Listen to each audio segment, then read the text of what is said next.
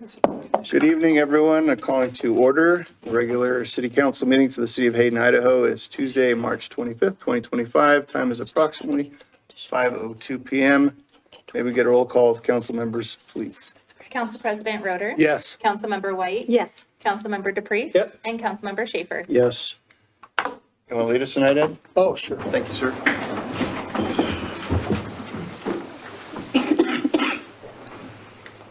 I pledge allegiance to the flag Of the United States of America and to the republic for which it stands, one nation, under God, indivisible, with liberty and justice for all. Okay, I have no additions or corrections planned for the meeting tonight. We'll move on to item 1A, which is a proclamation. It's my pleasure to kick off this evening's meeting with a proclamation encouraging our citizens to protect our children and to contribute to each becoming healthy and productive adults. Now therefore, be it resolved that the city of Hayden joins to declare April as Strengthening Families to Prevent Child Abuse Month. I encourage our officials, employees, and neighbors to strengthen our community with their events, participation, and by asking our local businesses to consider events meant to promote positive childhood experiences. Also proclaiming this month as Fair Housing Month, as we honor the Federal Fair Housing Act enacted in 1968, and providing for equal access to housing regardless of race, color, religion, creed, disability, familiar status, or national origin.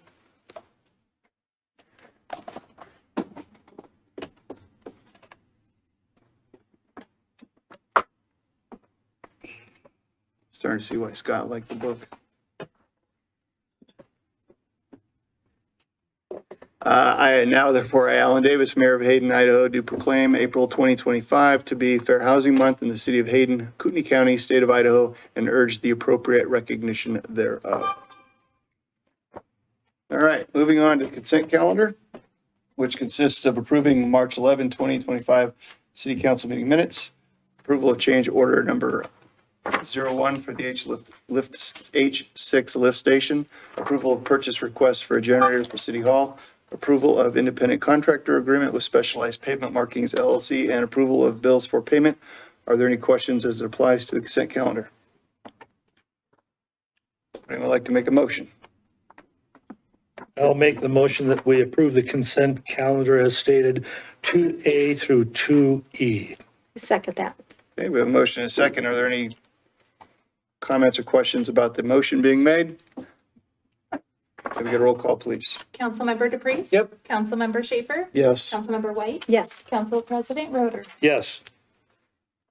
Okay, do we have any visitor? Okay, the next part of our meeting is visitor public comment. I'm showing we have none submitted. I'll look up real quick to see if anybody forgot to fill out a card. No? All right. Do we have someone here from the Historic Preservation Commission? Actually, I like to. Ray? Yes, Okay. I'm gonna fill it out or just go? No, go ahead and fill it out, please. Okay. Okay, Judy's here. Thanks.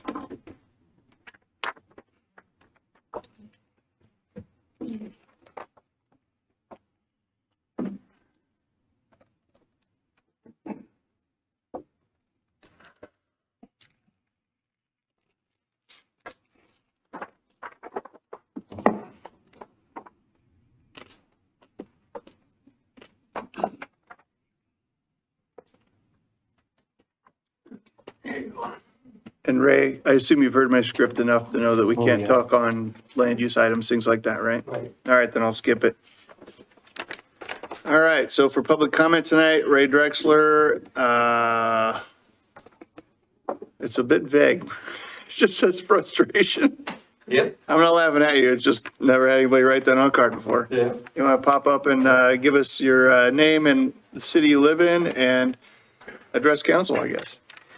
Okay, my name is Ray Drexler, and I'm the president of the Rocking R Homeowners Association, and I represent 153 homes and 154 lots. And we're also in close contact with Stone Creek. And I'm sure that our city staff very well aware of our communities. And my frustration is that, we have our public servants, which sit over there, and, we express certain items to them, and we try to be as diligent as possible to express those, but yet, we fight to basically have a community that is not only one that we love to be in, but also to be safe. And yet I'm sorry, I probably should say that I am looked at as somebody that is causing nothing but aggravation for the city and almost to the point where I might be a troublemaker. I mentioned two things, one of them being that we should look at some of the older rules as far as construction start times. And they're currently starting at 6 o'clock, Monday through Saturday. And try to express to the city that, back in the old days when we had a lot of farming going on, that was fine. Now that we have a lot of families with young children that want to sleep in, and that basically was put aside, that that's not an important issue. We have a road on our in our development, Rocking Our Road, that is going to be extended another half a mile, which currently it's 3/4 of a mile, extending it up to 1 3/4 mile. And yet, I bring up the safety issue, and our association has put up money to put a radar sign in. And Alan Soldoing basically told me that if I want anything done to that road, he would talk to the city and maybe they could contribute a couple $100 to do something about it. And, as far as our community is concerned, representation for the public servants to actually create a safe community, it is horrible. It is frustrating to spend all that time expressing our needs, expressing our safety concerns, and to basically just be slapped in our face and saying, you know what? It's not our problem. And now we're going to extend that road all the way to Lancaster. It's going to be 1 1/4 miles long, and nothing, absolutely nothing has been addressed to slow down the traffic. And I have supplied the information that we documented with our radar sign showing the excessive speeds on our road, and that is a concern. I mean, I've got 3 young children living right next door to us. They're playing basketball in front of the house. The ball rolls out in there, and we have community members going up over 50 miles an hour in our road, but yet Mr. Soderling doesn't think that it's a concern for the city. And I am really concerned that at one point, it's going to be a huge issue, and all the information that I have forwarded to the city, I still have, it's all documented. And if if something does happen and somebody wants to sue the city, I will forward all that information to them. So that is my frustration. And you also know about the issues about the wetlands and the runoff of the water. None of those issues are being addressed. A meeting has been asked for, but yet the meeting was said to be, basically, God, I can't think of the right word, but the meeting was denied, saying that if you want to go any further on that issue, you're going to have to do it with legal representation. As far as I'm concerned, it is a very disappointing issue for a small town not to listen to its public that they represent, and it is very frustrating. And we will, our development will continue to try to get into a safe condition and also make a lot of these issues more open to the public so they can actually come in and participate and realize that they're not being represented. And that is my frustration. And I'll leave it at that. Thanks, Ray. Okay, Judy. Good evening. Judy's here from the Historic Preservation Commission to give us a report. Hi, my name is Judy Eichelberger. I reside at 7037 East Hayden Haven Road, and I'm the current chair of the Historical Preservation Commission. So thank you for this opportunity to report on the commission's activities over the last 3 or so months. I think we come here 4 times a year. Our most exciting news is that we have gained some new commissioners, 2 in fact, which nearly doubles the size of our group. Bill Breezy is in the audience today. He comes to us from Hawaii. Bill's background in architecture and preservation certainly adds a level of expertise and professionalism that we've been lacking. He's an enthusiastic self-starter who has already made acquaintances throughout the history-loving network all through Kootenai County, so we're glad to have him. Secondly, we have a young man named Ransom Storm. He's a millennial.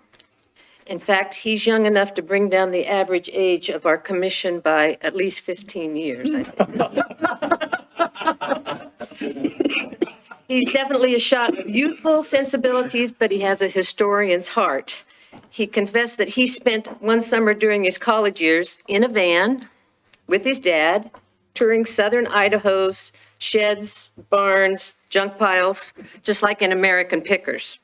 And he bought and sold enough antiques to fill his bank account for the next semester. So we're real pleased to have him. So these new members come to us at just the right time, as it seems that the number of issues and projects needing our attention has grown too. We've even decided that for the foreseeable future, we're going to meet twice a month instead of just once a month. There's too many things going on in between. So having additional meetings has allowed us some collaboration. Lisa Alport came to a meeting earlier this month, and her insight was so valuable as we, the teller of Hayden's story, as we attempt to preserve what is meaningful and to assist with what is to come. Her sound advice to build relationships throughout our working partners here, in the community, in the city, throughout the county, is a point well taken. Earlier today, we had one of those meetings and we spent time updating our strategic plan. The scope of that document has changed over the years, mainly fluctuating in its ambitiousness with the size of our commission. Some years we just couldn't cover all the bases. So it feels like now that we're ready to take on some additional challenges. We can broaden our scope a bit and become more visible within the community. And as always, Donna Phillips, our liaison from the city, and Deborah Schaefer as our clerk, they consistently support and promote the ideals that we strive to achieve. In fact, did you hear the story of Deborah being a hero last Thursday? She was in the right place at the right time. As the Owl Cafe was being demolished, we were very fortunate to be able to sort of document the demolition, taking some pictures, and she was going over every so often just to see how things were going and taking a few pictures. And on our second or third time out, the bucket shook the middle wall in the Owl Cafe, which had glued to it very securely a one-of-a-kind unique mirror that the Owl Cafe had set up and had done some stenciling on. The mirror fell off, hit the ground, and did not break. So she picked it up and brought it home. And I believe it will be passed on to one of the descendants of the last owner of the owl. In other things, SHPO, which is the State Historical Preservation Office, they used to come quite often, but it's been quite a long time. They make sort of a survey of the state, and they were in our part of the country last month, and they came to sort of check in on us and it gave us an opportunity to remind them of some things that we had been working on with them, most specifically the progress being made on the Stoddard barn. And there's probably one question that those of you that have been around have been wondering, the book. Our commission has been working on a book.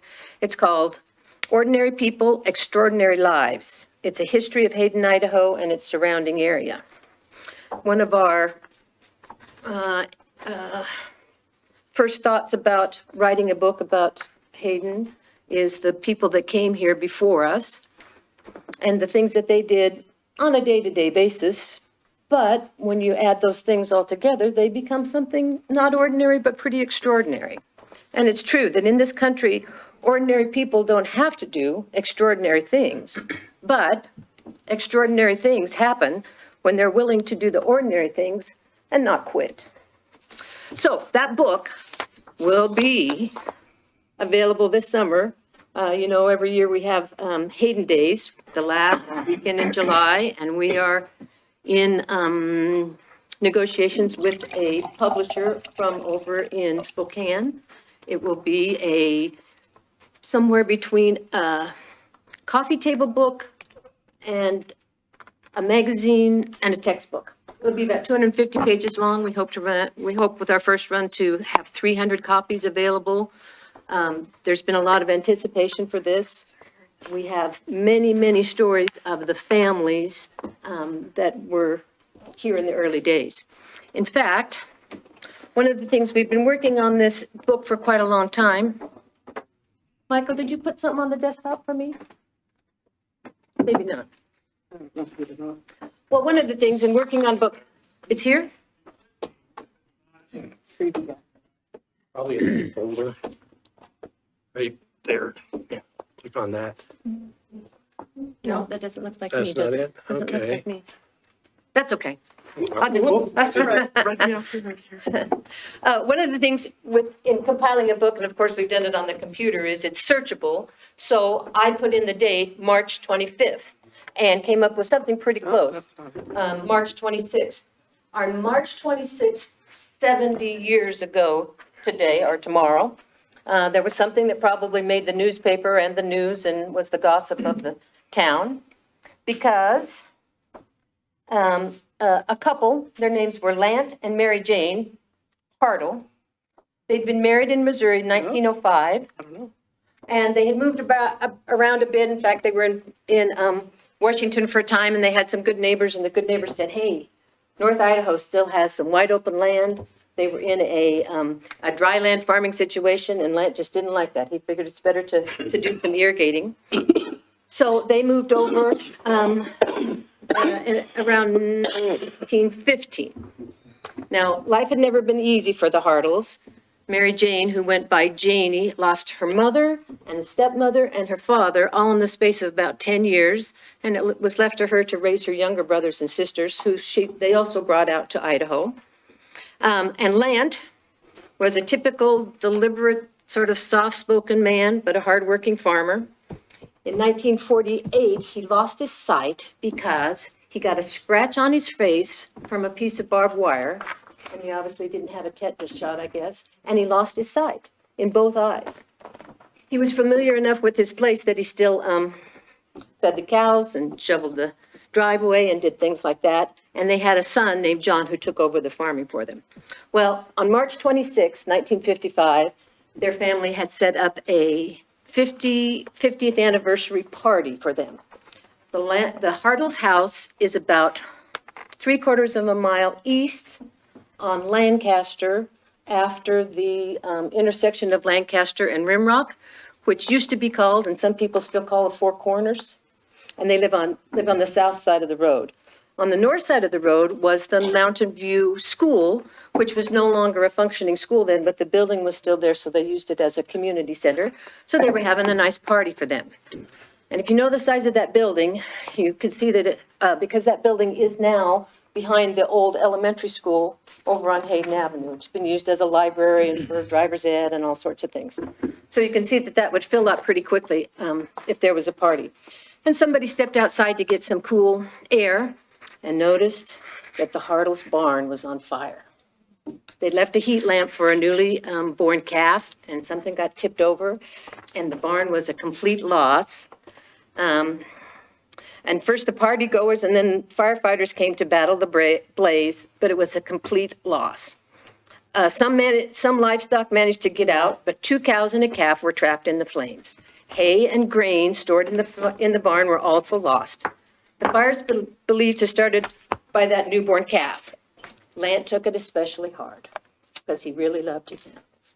So we hoped we had a couple of pictures of you of Lant and Janie Hartle. But if you drive by that house on Lancaster Road, take a look. It's on the south side and it has a big rock fence around it. Yes. Okay, thank you for your attention. Is there any questions I can answer? Any questions for Judy? Thank you. Thank you for what you're doing. All right, moving on to new business, we have a representative from Aquifer Protection District here tonight. And thank you for coming. Thank you, Tom, for arranging this. I appreciate it. As I'm sure you're aware, council's obviously concerned with development, how it might impact the aquifer, and this is the first of 2 presentations. We're going to have Panhandle Health out at a future meeting to help us shape our decision-making. Okay, Thanks. thank you for having me. I appreciate that. A little background on myself. My name's Larry Sims. I was with Fire Protection District in Hauser for 34 years, 20 years as fire chief. Been very active in emergency response. I served on the Hauser Water Association for 12 years as a board member, and I still do some work for them as far as emergency shutoffs. I'm currently the chair of the Aquifer Protection District Advisory Board, and this position I took in January kind of because I got voluntold. So I'm doing my best, basically facilitating.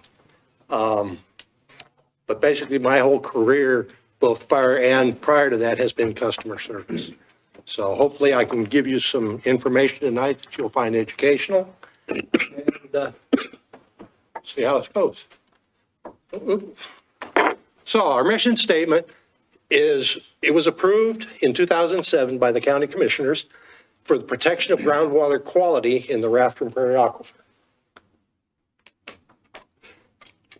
On the regulatory side, the federal government identified this aquifer as a sole source aquifer. And it proposed financially assisted projects to help eliminate the potential for contamination to this aquifer. Basically, this is an outline of the aquifer as best as we know it. If you do research online, you can actually find about 4 different versions of those boundaries. So this is the one that we found to be probably the most accurate at this time. IDAPA 5801-11, 1997, the Board of Environmental Quality designated this as a sensitive resource aquifer. And so our goal is to manage activities that have the potential to degrade the quality of the aquifer. Okay. Any system, process, or method which is available to the public, we try to pick the best available method. There's a lot of methods. So, at one time, there was a local IDAPA rule, 410101, which gave Panhandle Health District the authority to enforce a 5-acre rule for areas that were not on septic systems. The legislature came back and says, oh, Panhandle Health, you're not a state agency, therefore you have no rulemaking authority. So we lost that. Okay. Subsequently, working with the county, we got the County Board of Commissioners to adopt a 5-acre rule in the unincorporated areas, which was a good stroke. Okay, our purpose. The code requires Policy and Budget Committee to develop work program elements, propose methods of cooperation between public agencies, and develop a budget recommendation to the commissioners for consideration for the annual budget. Our function, currently, we have a fee of $5.74 per parcel in the county for any parcel that's over the aquifer. This includes municipalities. We have 11 members, and the qualifications of those members are outlined in the state statute. We have 3 committees: education, finance, work elements, and 2 major cooperators, both Panhandle Health and Department of Environmental Quality. Those are our primary partners. That's not to say we don't have other people that we partner with, but they're the ones that do the most. So we have a successful critical materials monitoring program, which is managed by Panhandle Health. We have, as I said, the county adopted the 5-acre rule so that we can minimize septic system flowing down into the aquifer. We provide a lot of education from elementary through high school. Primarily, that's done with cooperation between Panhandle Health and Department of Environmental Quality, and they go to every school in Kootenai County. I don't recall the number of students, but it's high. They work with elementary and high school students, and their high school kids really get interested in this because it gives them a chance to get a feel for the science involved. And then we also have education for the general public, which along that line, I did bring aquifer atlases and a little trifold brochure that if anybody wants them, they're on the back table. Any leftovers will just stay with the city. So critical materials. Basically, that's any substance that has potential for contaminating the aquifer, and it has to do with its storage and utilization mainly. Currently, Panhandle Health monitors that throughout Kootenai County. Kootenai County, Coeur d'Alene, and Post Falls have entered into agreements by ordinance to give Panhandle Health a little bit of enhanced authority to manage that. All the other municipalities, it's strictly a voluntary program.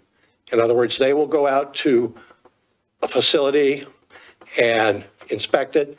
If there's things that aren't up to snuff, according to best business practices, they'll make recommendations, but it's up to that facility or that owner to cooperate and follow through. Typically, they approach all of these through an educational process rather than a regulatory hammer on the head type process, which seems to be most effective. And fortunately, I would say 99.9%, if not all, people that they deal with work with them to mitigate any issues that they come across. These are just some pictures of some of the critical materials. You can see the storage there where you've got oil that can go on the ground, uncontained, those kind of things. Another picture of the kind of stuff where you have that can go in, oils and petroleum products can go into the ground. Oh, some of our activities are the monitoring systems that they go through. Here's some examples of some educational projects we've done and helped fund to educate the public on the aquifer and what it is and how it benefits us. So this is I believe this was a picture at a public, like a commercial fair type thing where we have a presentation for attendees. This is pretty obvious to most people that this is the Hauser refueling station out of just south of Highway 53. And DEQ's responsibility is to monitor that and make sure that they're in compliance with mitigation systems they have in place. Burlington Northern contributes $100,000 a year, which is a pass-through from the county to DEQ to help fund that effort. Okay? It is important to note, though, that DEQ's authority only applies to the refueling station and not to the rail yard that is pretty significant sized to the west of there. Okay? They do get involved if there's a spill in that rail yard, but on an ongoing monitoring basis, it's strictly the refueling station. So, talk about SARAs, Sensitive Aquifer Recharge Areas. This is a map that we had developed with the assistance of Alta Engineering. Basically, in order to come up with this, they looked at floodplain areas, at the federal floodplain mapping from USGS. Didn't have any really other way to do it on an economical basis. You'll notice that, let's see, Control L, he said. Yeah, it's not doing it. Nope. Oh, we'll do this. Well, this area here is Hauser Creek. This area is the Rathdrum area. And those are the most critical ones that we identified, simply because if you go there, you can actually see the water flowing that dumps directly into the aquifer. The other areas are prioritized as to criticality. And it's important to note that this map is not an end product. This is a work in progress, okay? Currently, one of our challenges that we've identified through some of the conversations we've had with both Councilmember Roeder and Rob, have been that we do not have at this time a defensible criteria for identifying a specific site as a sensitive aquifer recharge area. So that if we went in and said that this is a sensitive area and it's contested or contested, we have no defensible way to actually follow through on an appeal process. That's something we're addressing at this time. And I think it's critical that we do that as kind of our next step, because we've got to have that criteria that makes sense. And it's a very complicated issue involving hydrologists, soil types, because you go from zero permeability of the soils to 100% like Hauser Creek, where it dumps right in. And at what point do you say that, okay, that's critical? Fortunately, some other states, significantly Washington, has made some progress along that path. And so we're hoping that maybe we can use some of what the work they've already done to help us get there for our area. Okay. But again, this is not an end-all product. This is a work in progress. So some of the questions that come up is population growth and development. Well, according to everything I've been able to see, our population could double over the next 2 decades. Basically, between Spokane, Coeur d'Alene, over the aquifer, because Spokane draws the same water, we're looking at 1 to 2 million residents. And that's an estimate. I understand that. The challenges are potential for contamination from spills such as transportation and greater usage. Currently, the Aquifer Protection District can only address quality issues. We cannot address quantity at all. And the reason for that was when the legislation was passed at the state level, it would have never passed if they had included quantity and quality. So they dropped the quality or the quantity, and that is under the purview of the Idaho Water Resources. So, spills, we have a big transportation corridor.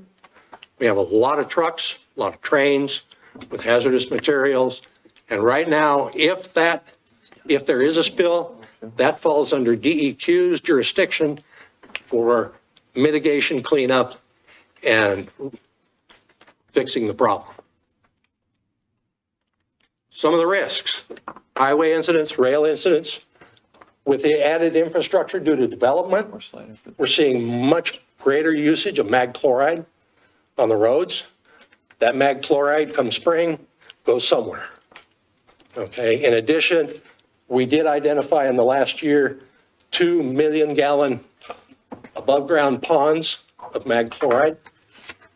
And there was basically a hole in the regulations on design and what had to be done. Fortunately, the company that owned those was very helpful and worked with us, or with Panhandle Health and DEQ, in doing what they needed to do to make those facilities a safer facility. They were a very reputable company in that sense. And that would be cover also your increased industrial storage. We do have a few tank farms around. There's one at Hauser, an asphalt farm, and I know I've seen other large tanks. So what can we do? We need to protect the recharge. We can do that through open space, conservation easements, or land purchase. As you all know, land is extremely expensive. That's almost a non-starter because we just don't have the funding to do that. Okay? Communities can update their zoning and land use by ordinance to make more sense. Municipalities and counties can collaborate where it's possible. I'm a big advocate of uniform rules and regulations across the board, because that not only helps the jurisdictions, it also helps developers coming in so that they don't have to worry about whose rules are they under now.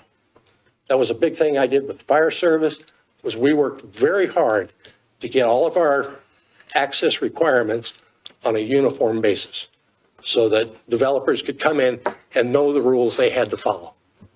And I think that's important. Also, the municipalities can pass ordinances for land use and zoning to address this. As I said, Coeur d'Alene and Post Falls have done that. And I would encourage, if possible, collaboration along those lines. And the last item is public education. We need to educate the public. People moving here from out of the area have no clue what the aquifer is, what it means, and how important it is. So, I've also given the council members questions that Mr. Councilman Roeder has sent in so that they can all see those. And hopefully we answered most of those as best we can. He did ask one last question regarding, do we fund activities outside of Kootenai County? And no, we don't. We are very careful in our guidance that that is stipulated. It has to be in Kootenai County or directly benefit Kootenai County. So, any questions? Yes, sir. Yes, sir. Thank you for coming, Larry. And we talked a little bit about this prior to the presentation here. But I believe the major concern is that development is putting the aquifer at risk. I mean, the general over here, with almost every application we get, the question always comes up, what's the impact on the aquifer? I have about 4 questions here. You touched on some of them a little bit, but I would hope that the people in the audience who may be watching or whatever can maybe get an understanding based on what your answers will be. Certainly. And you touched on a little bit. Do you have, or is there factual and verifiable data to indicate that the aquifer is in danger? At this time, no. Okay. Okay, there is nothing verifiable. We do monitor it. The aquifer levels are monitored on a basis. There's also, Panhandle Health comes out 3 times a year and monitors wells over the aquifer and samples them and looks at what's in those samples. For example, zinc, copper, whatever. Okay, and you touched on a little bit, I know you said that you don't deal with the quantity Correct. of water. Okay, so I'll just zip by that one. Is there any data to demonstrate that the viability and or sustainability of the aquifer is at risk if the development continues as is planned for the local entity's future comprehensive plans? Can you? That's a very good question. And I don't really have a definitive answer because obviously the more development you get, the more users you have drawing from the aquifer. Okay, and again, it's not just Kootenai County, it's Spokane as well. So we have to look at that whole picture. As I mentioned to you, it's been stated to me that housing actually uses less water than agriculture. But my question is then, when you're building multiple unit housing, large apartments and so on, that increases the usage over a smaller footprint. So what does that do? And this is a question that we at the board have talked about, but unfortunately our hands are tied as being able to go there. So one of the things we have requested is that IDWR, the Idaho Water Resources, start attending our meetings so that they can help us with that. Okay, there has been talk about, why can't we change legislation to allow us to include quantity? That's possible, but as you all probably are aware, you start opening legislation at the legislative side, you can open a real can of worms because they can rewrite everything. Yeah. Okay. Okay, and the last one I have, and I think it's probably the most seminal question, and again, it gets back to bottom line here is there any verifiable data that would withstand judicial scrutiny if a development applicant was denied based on potentially damaging impact of the aquifer? And there again, I want to go back to having a defensible criteria for identifying a sensitive recharge area. We need that before we can go any further for just that reason. Right. And there has to be an appeal process, I think. That's one thing that actually we're talking with county community development. We've been working very closely with them because they're rewriting their comprehensive plan and zoning and land use ordinances at this time. They're going through those. But we need to come up with a defensible criteria that makes sense. Right. Thank you. Yeah, any other questions? Larry, hi. Yeah. I want to thank you and your board because it's an all-volunteer board and you put a lot of time and effort in it, and I appreciate the work that you're doing. I want to say that first, so I thank you. My reason in asking these questions to the board is that understanding that we have KMPO projections and other projections that our population in Cooney County will double by the 2045.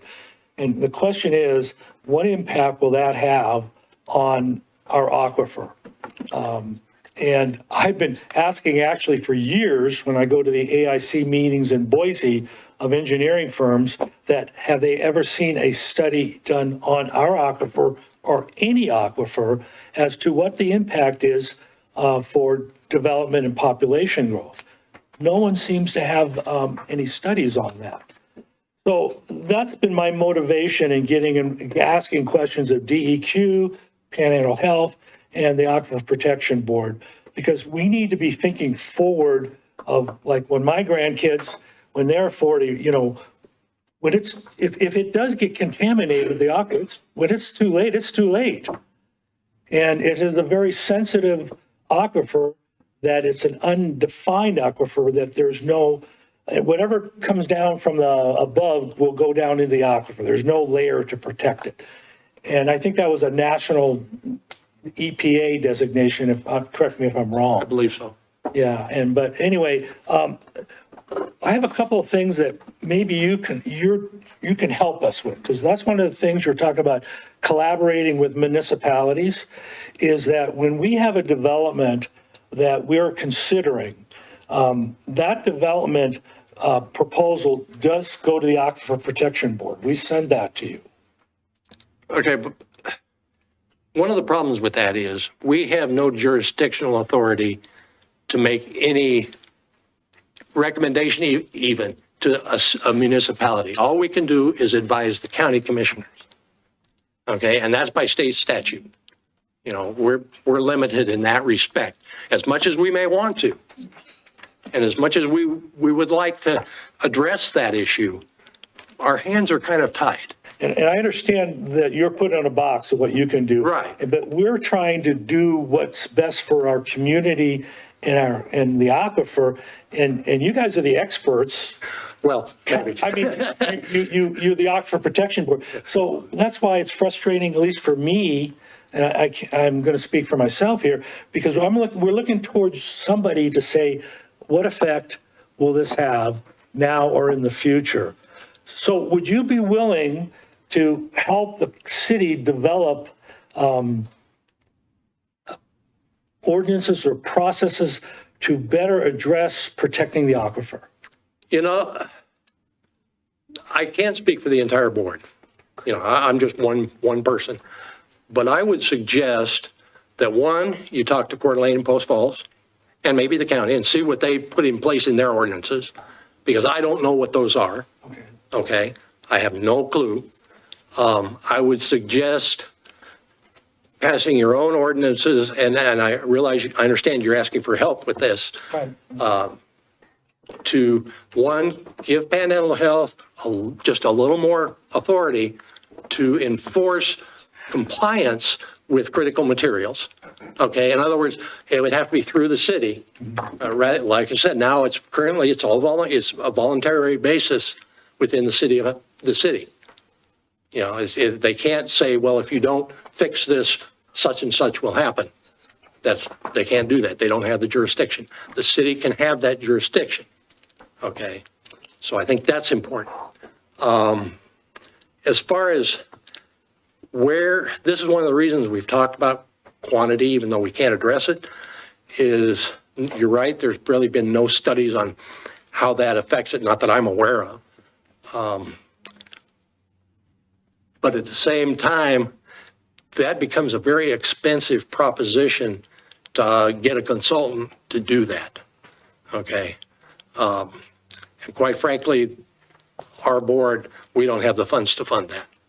You know, we do the best we can in collaborating with Spokane County as well. Currently, one of the funding requests we have for this year is an aquifer modeling update, to do an update on the modeling of the Rathrum Prairie aquifer. Again, it's not cheap. It's very expensive. I don't know that we'll be able to fund it entirely. You know, we have, our next meeting, we'll probably be talking about, you know, allocating the funds we do have, but I'm not sure at this point. I cannot with any confidence say we will or will not fund it. Okay. I hope that helps. Yeah, so last two things. So should we be sending you these proposed developments? Because you're saying you have no authority, so we're wasting your time and our time by sending them to you? Should we not do that? You know, I would think you're probably your best bet on those. And I'm going to use, if you're familiar with Hauser Lake area, there was a development called the Ridge at Hauser that went up there. It's on that ridge you can see from Highway 53, all those new homes up there. What our city did, they annexed into the city because they could get around the 5-acre rule. And quite honestly, I'm going to speak plainly here, and please don't take offense. Cities look at more development, more tax dollars, more income to do the things they want to do. And that's okay. I understand that. But the city did require them to do a nitrate study that we monitored as the Hauser Lake Water Association. And DEQ did that, helped us with that. What we came up with was that there was 4 of those lots that had to provide pretreatment for their septic systems because there's no sewer up there. And that was a requirement that we put on the developer, that you had to do this. Those 4 lots had to have that. I would say probably your best, and I'm kind of, I hope I'm not speaking out of turn here, but I would say your best review of that would be maybe to request DEQ to make a comment. Okay? Because they have more expertise than we do. Okay. You know, we don't have the expertise on our board. We have anecdotal knowledge. Okay? It's like the Stone Creek thing. We have anecdotal knowledge, but we don't have anything scientific or quantifiable. So funding, I want to give you an opportunity maybe to have some funding to do such a study over the aquifer. In the beginning of January this year, Governor Otter had a State of the State address, and he said that aquifers in general, it was one of 5 items that he wants to protect, and that there's going to be a proposal for $30 million. Correct. That could be used to either mitigate or protect aquifers. I've spoken with the liaison, Jake Geringer, and he thought there may be a chance that such a study, to study our aquifer, that money could come from there. And I would encourage you to speak with him. It's certainly worth looking into. I've reviewed that legislation and some of the arguments that have been made by the legislature. And primarily, it looks to me, and this again is my own personal opinion, that they're addressing infrastructure primarily in the southern part of the state as relates to agriculture with that money. And that seems to be the focus that the legislators are lasering in on, and that's just the way it goes. I mean, this is an ongoing thing. They had some of that same kind of money previously, and the lion's share of it went to Boise because they had a need for their irrigation systems. And so, that seems to be their focus, apparent as it appears, is towards agricultural infrastructure. Whether that's true or not, I'm not 100% sure. I can only read, what you can read online. Thank you so much. Any other questions for Larry? Yes. Sure. I just want to thank you for your service. And I want to ask, when does your board meet and where? Our board meets the first and third Wednesday of each month at 4:00 at the County Administration Building. Okay. Are And those anybody meetings- is welcome to attend. It's an open meeting. It's publicized. That's, so First I would and third encourage anybody that Wednesday, wants 4:00. to feel free to attend. Thank you. Any other questions? Well, I Larry, want to thank thank you all for allowing me to present. Hopefully I was able to shed some light, Absolutely. There's a lot of ambiguity, so you're helping us close that. Thank you. Okay. Items 5B through 5D are my nominations of individuals to various commissions. Each has been interviewed and carries my complete support. Any questions, or is there a motion like to be made on item 5B? Are we taking them individually or can we group them? Individually. I move to approve the nomination of Andrea Leckie to the Parks and Recreation and Community Forest Commission. Is there a second? Second. Any questions? Roll call vote, please. Council President Roder? Yes. Councilmember DePreez? Yep. Councilmember Schaefer? Yes. Councilmember White? Yes. Okay, 5C, any questions, or is there a motion that'd like to be made? Sure. I would move that the appointment of Colt Moore to the Parks, Recreation, and Community Forestry Commission be approved.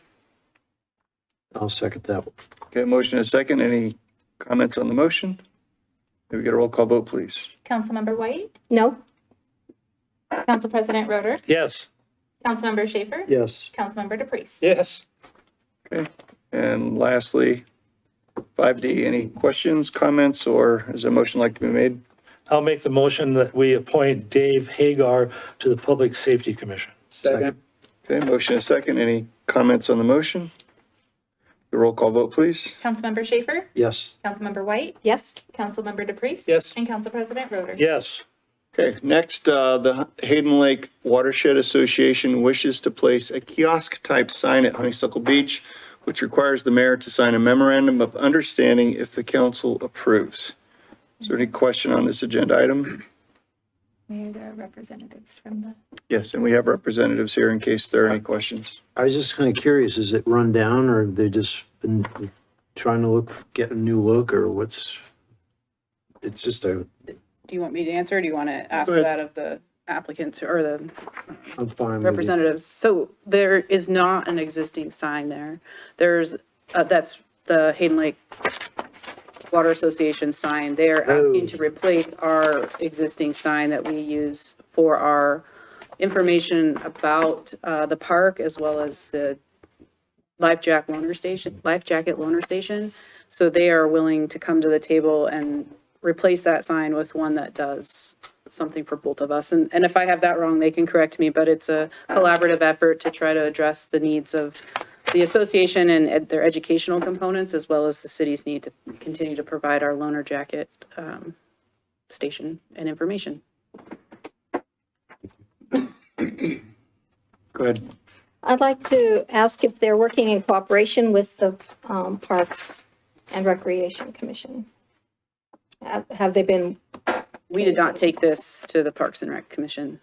So I don't, if that's something that the commission or the council desires, we can. Majority of the conversations that we've had with the group has been about an existing structure and replacing that existing structure. And then the interest of the city to look and the organization to maintain that, as well as to plan for potential park expansion should that happen in the future. So I don't know that the commission, they certainly could weigh in on it, but I believe that the memorandum of understanding that's before you encapsulates all of those particular circumstances that could come forward in the future. Thank you, Lisa. Any other questions? I would like to make a motion. Sure. I would motion that we authorize the mayor to sign a memorandum of understanding with the Hayden Lake Watershed Association for placement of a wooden kiosk at Honeysuckle Beach. Is there a second? I'll second Second. that. Okay, any comment on the motion? I just want to make one comment. This has a connection to our aquifer for the general public. The outflow of Hayden Lake, which includes the whole watershed, is a critical part of water that goes into the, by Honeysuckle, on the south side of Honeysuckle Avenue and the Richards property. That's where that water is a recharge point. So it's important that we protect that. And so I support this 100%. Thanks, Matt. May I get a roll call vote, please? Councilmember White? Yes. Council President Roder? Yes. Councilmember Schaefer? Yes. Councilmember DePreez? Yes. Okay, our last new business item, asks council to allow for Atomic Threads, which responded to the city's request for proposal to begin selling city-themed logo wear in City Hall and other city events throughout the year. Questions, comments, motion? I have a couple of questions.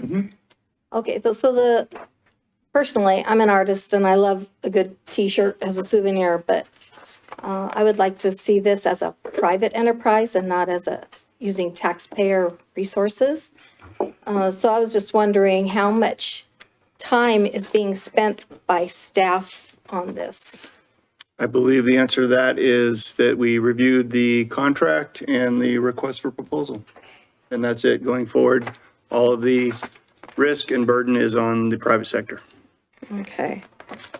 In the write-up about this, it says here, any cost sharing of expenses related to the display case are highly encouraged, and this was by the threat. So can you explain that? They just simply asked if we would be willing to participate, and until we have a contract, we haven't commented on that. Okay. And then also it's asking city staff to provide input on possible design ideas for Hayden logo wear. So what staff would be involved in this?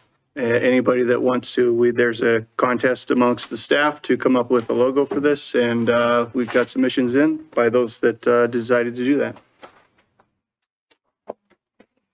Okay, thank you. Any other questions? Anyone like to make a motion? I will. I make the motion that we approve authorizing the mayor to sign the contract with Atomic Threads to initiate the logo wear kiosk at City Hall. I'll second it. Okay, we have a motion and a second. Any questions on the motion? Okay, we got a roll call vote, please. Councilmember DePreez? Yes. Councilmember White? No? Council President Roder? Yes. Councilmember Schaefer? Yes. Okay. Our next item ahead of reports is to conduct a transparent hearing as it applies to the Hayden Sky Final Plan Development. Head of council conducting deliberations and decision. 5-minute break to Okay, We're going to take a recess until 6:05. Good.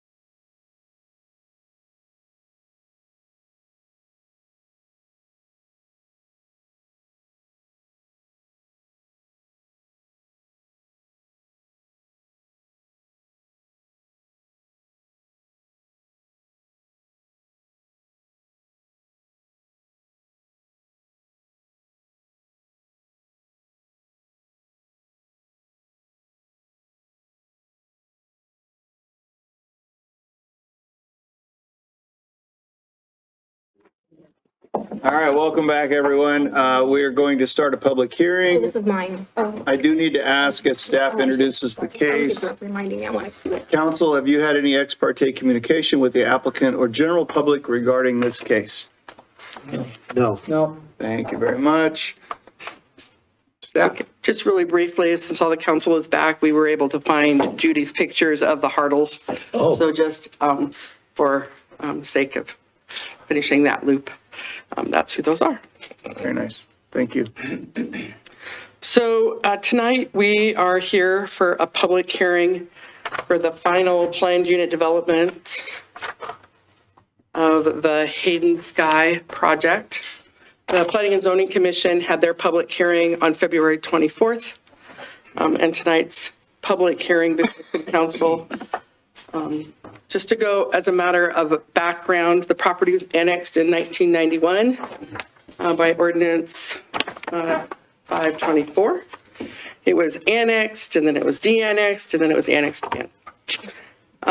Conditions of the annexation included, but were not limited to, a 225-foot plus or minus wide swath preserved as a no-build area in anticipation of a Hutter Road project. The gross residential density of the annexed area was limited to 4 dwelling units per acre, and 15 acres of the annexed area needed to be provided for a park. Today, the property consists of undeveloped grassland, several structures on the southeast corner of the project, a well house on the north, and an existing home to be removed during redevelopment of the property should this request be granted. So the preliminary planned unit development, because again, remember, a planned unit development is a 2-part process. A preliminary, it looks kind of at the 30,000 foot level. Can it work? Does it work with the zoning comprehensive plan? All of those kinds of questions. Those were asked and answered. And City Council approved, both Planning and Zoning and City Council approved the preliminary planned unit development. And that written decision, you can find it on page 35 of the staff analysis. So the request, the folks here to present on behalf of the request include Eric Olson from Olson Engineering, Dave Bailey, and Dale Rainey. And they're all here, and I think they're all going to present.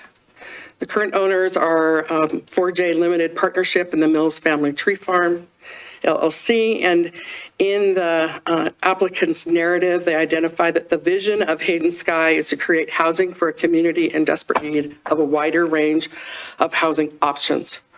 The request identifies a mix of housing options. It recognizes a light industrial component, but also recognizes the limitation of that light industrial use to be in concert with and not in conflict with the predominantly residential uses of the approximately 127 plus or minus gross acres of the project site. The project is anticipated to be constructed in 4 phases, with the parkland to be developed in the 3rd and 4th phase.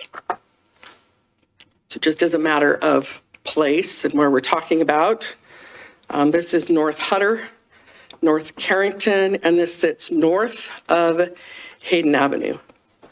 And that is the boundary of the PUD, pretty much in concert with the zoning map, which has this parcel predominantly zoned commercial, residential, and light industrial at the top. All right. So with that, I'm going to turn it over to the applicant. Thank you, Donna.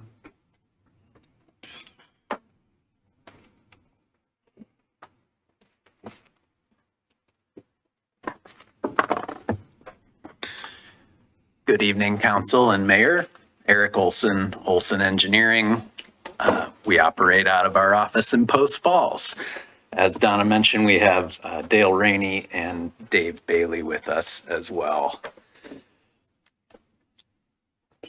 What am I pointing this at? Maybe I'll use one else. So this, just trying to get your heads back into it a little bit. You've seen it before, but this is our development parcel here. This flag is the commercial area, and just a little bit of context. Obviously, northeast corner of Hayden and Hutter. we've got Meyer Road about a mile west of the southwest corner of our project, and Atlas Road half mile east of the southeast corner of our project. This is our refined project layout. It's quite similar to preliminary. I'll highlight the changes. We eliminated, there used to be some access roads that extended around this townhome area. And out of concern for putting too much traffic close to the intersection of Hayden and Downing, and just the realization that those roads weren't providing that much benefit, we have proposed to remove those road connections right there. That's one change. There used to be a road connection up here to Dakota.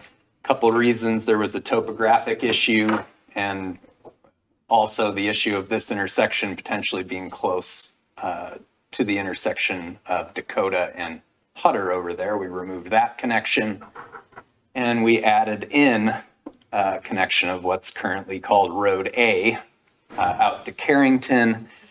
We'll talk a little bit more later about the intersection improvements that we're proposing, but this is kind of to give people a cleaner way to get out to Carrington and a potential signalized intersection at Hayden and Carrington. Apart from that, we have shuffled lot sizes a little bit. The previous version of this, most of the lots were 50 feet wide. The predominant or the most plentiful, I don't know if that's the right word. It's now 55 feet wide. There's 210 of those. There have been some 45-foot wide lots added. Net result of all of this is we actually dropped one unit. So we're 411 as opposed to 412, which is where we were at preliminary. We also removed the knuckles from any of these roads that are making 90-degree turns. That's was requested by the engineering staff, as those knuckles, I believe the primary concern is difficulty in snow removal there. So again, a refresher here. This is that zoom in on this townhome area, showing that all of these townhomes are going to be rear loaded.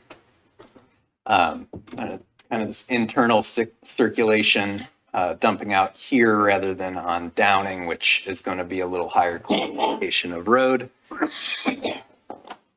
Just front and rear elevation of those townhomes, noting 2-car garages. So we've got 2-car garages, 2-car driveways, as well as overflow parking. Couple of different floor plans for the 45-foot wide lots. Both of these are 2-story options with an oversized 1-car garage. Just trying to, again, as the purpose statement, we're trying to hit a few different price points in this development while still providing people an opportunity to own something. And the 55-foot lots, a couple of our options here: a basic rancher, 2-car garage, and a little larger 2-story structure also with the 2-car garage. So now I'm going to start getting into the standards for approval for a final PUD. There are 6 of them spelled out in code. The first one kind of points back to the preliminary PUD process. Points to this section 11.6.2. PUD is supposed to provide for a variety of housing types and/or provision of open space and/or efficient use of land. We feel like we hit all of those. And out of the staff report, it says, per the written decision of the approval and concept of the Hayden Sky preliminary PUD, this requirement has been met in concept. So we feel like it still has. I don't think we've changed anything too significant there. number 2 in our standards. The proposed PUD provides for adequate utilities, services, and parking to service the proposed development. I'm going to kind of paraphrase all of this along with a map of water and sewer lines here. Basically, are we providing are these services available, and are we providing them for our project? As far as water goes, the property has been annexed into the Hayden Lake Irrigation District. They have provided a will serve letter. Mains are stubbed to the property. There's a couple things that we need to do. We need to transfer water rights to them and dedicate a well site, and those items are spelled out in condition of approval number 21. Wastewater, the city has provided a will serve letter. We've planned for main sizes consistent with the master plan. These green lines are our sewer lines. Basically, everything kind of flows down to Downing Street and south towards an existing lift station that's adjacent to the Carrington Apartments down there. And on to stormwater. Stormwater would be treated in grassy swales in the roadside. It's part of the the standard approach for subdivisions on the aquifer. Power, gas, and communications will all be available. It would all be run kind of the typical approach, again, just behind the sidewalk in utility easements. We've also got a couple larger areas that are open space along Downing in case we need to site a large vault or something like that. As far as parking goes, the streets are going to be wide enough to park on both sides. As I mentioned previously, the townhomes all have 2-car garages, driveway, and overflow parking. Number 3 relates to transportation.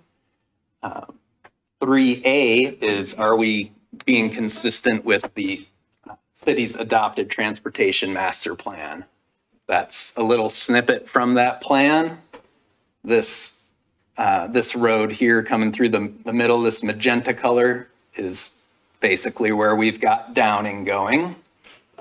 This diagonal road is an extension of Dakota out to Hutter, and we've more or less got that here with some appropriate curvature put in there. And then we've got to take Phantom from the northeast corner of our property and bring it down to this intersection here, Phantom, Downing, and Dakota. So I think seems to me we're consistent with the transportation plan. Next question. Can I ask a question? Sure. The Dakota exits out onto Hutter, Yes. stop sign or what? Very likely just a stop sign at this point, yes. Thank you. I guess I could mention there that it's, it'll be a few phases down the road, maybe we'll have figured out what the Hutter bypass is going to be, if anything, by that time. Part B there says provide a local street network that allows adequate traffic circulation and snow storage. I mentioned before, we kind of drilled down a little bit on circulation, eliminated a couple of roads and added one. So we feel like we've got it pretty well dialed at this point. As far as snow storage goes, roadside swales, we eliminated those knuckles, so it should be pretty smooth sailing. Part C says provide a pedestrian and bicycle system designed to provide adequate circulation. All of these streets are going to have either a sidewalk or a 10-foot path as part of the city's typical section. There will be a 10-foot path on the north side of Hayden Avenue. Also, there will be one on Downing and one on Carrington to get people to these proposed park areas. Oh, everybody's very interested about intersections. This slide relates to the intersection of Hayden and Hutter. We are proposing to construct a span wire traffic signal at this location. And what we are proposing to do is to actually shift the intersection over to the east.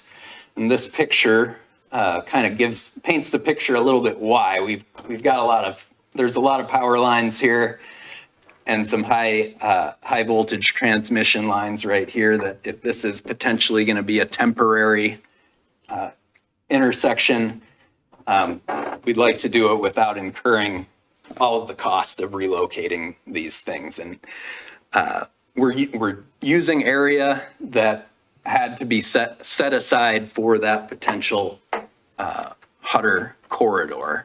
So it's rather than, I don't know if waste is the right word, we thought this was a good solution to put it to use. The other thing that this accomplishes is that we wouldn't have to acquire right away from these folks on the west side of Hutter Road.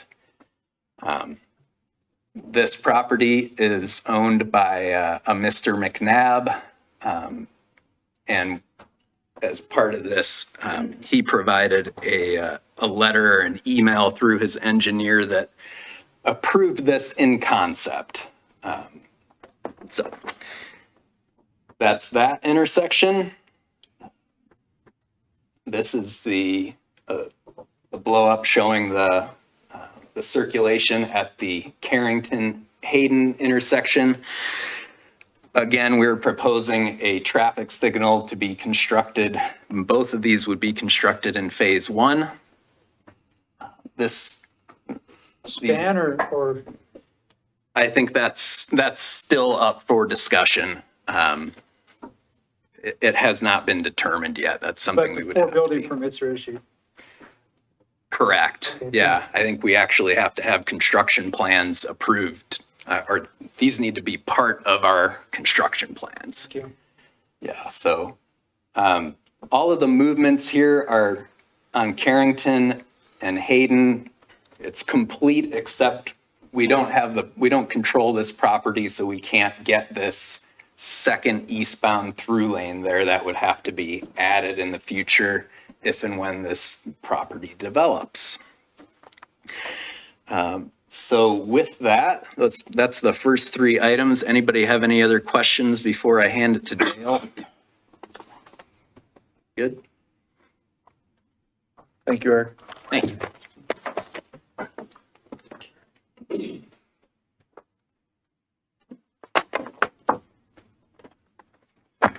Good evening, Dale Rainey with Rainey Design Group, and I'm a resident of Hayden. And I'll pick up where Eric left off here. With the condition 4 is conserving or incorporating site significant natural, scenic, or historical features in the development. There really isn't any significant feature to this parcel. It is a grass parcel at this point. B is a mix of compatible land uses. So we're very strategic in providing townhomes here, not multifamily, not apartments, but townhomes that people can buy. Also some small single family on some small lots that will take a 1 or 2 car garage, as well as some larger lots. So we feel like we're in compliance with the standards of approval for a PUD. All of the townhomes are all rear loaded, so we don't end up with a bunch of cars in the front. So it makes for a more attractive streetscape. And then the townhomes in the purple there, they are placed between the commercial and the single family. So as we transition from higher density commercial to lower density single family, that kind of provides that bridge. And those townhomes are set back from the commercial about 147 feet. So that area to the south of the townhomes will be kind of parked out, almost like a campus feel is kind of the goal. So it creates that buffer between the townhomes and the commercial. The commercial will have a block wall separating it from any of the residential. The northern townhomes up here also have a landscape buffer between them and the light industrial. And we envision this light industrial as low impact storage, so mini storage or something similar to that. D, providing at least 10% of the gross land area for open space.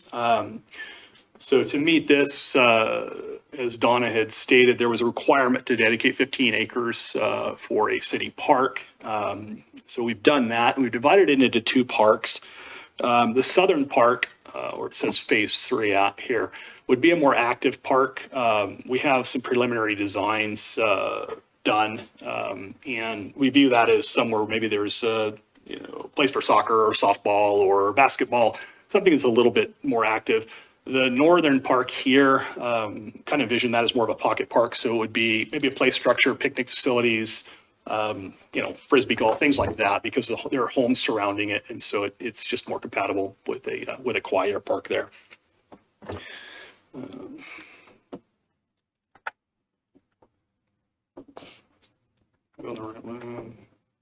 Yeah, so these are those lower townhomes. And this is that area here that is buffered between the commercial and the townhomes that would be landscaped. The northern townhomes are also all rear loaded with access off of Phantom. And then the industrial piece to the north between these and the airport would also have a landscape buffer as well.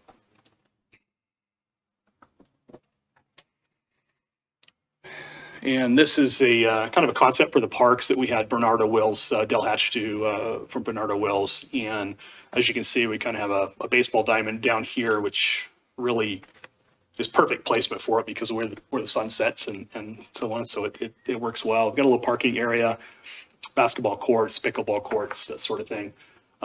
Maybe even a place here for a kind of an amphitheater, maybe an outdoor concert or something like that could be in this area. The northern has a play structure, some parking, bathroom facilities, and a lot of greens, just open green space for play. Question. Yes. Will these be deeded to the city, the park spaces? Yes. Then who will pay for the improvements that you've shown there? Yeah. The developer will pay for the parks. And then who will maintain them? They'll be city parks, so the city will maintain the parks. And that's part of our annexation agreement, is that they're dedicated to the So city. you won't have an HOA that'll maintain it?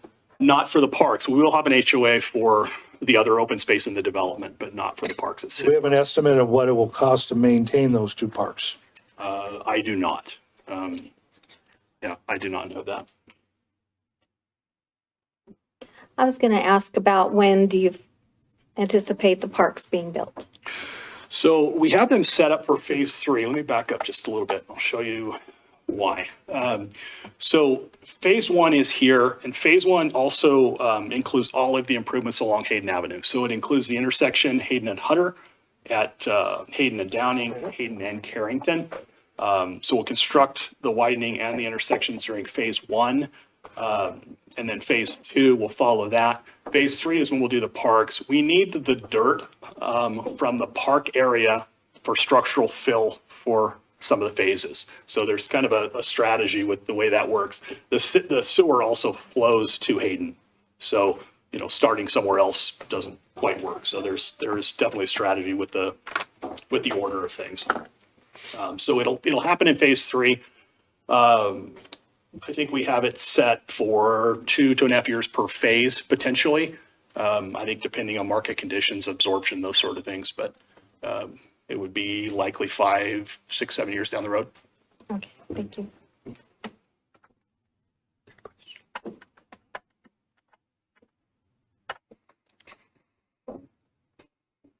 So number 5, proposed PD provides for timely development, security for future completion.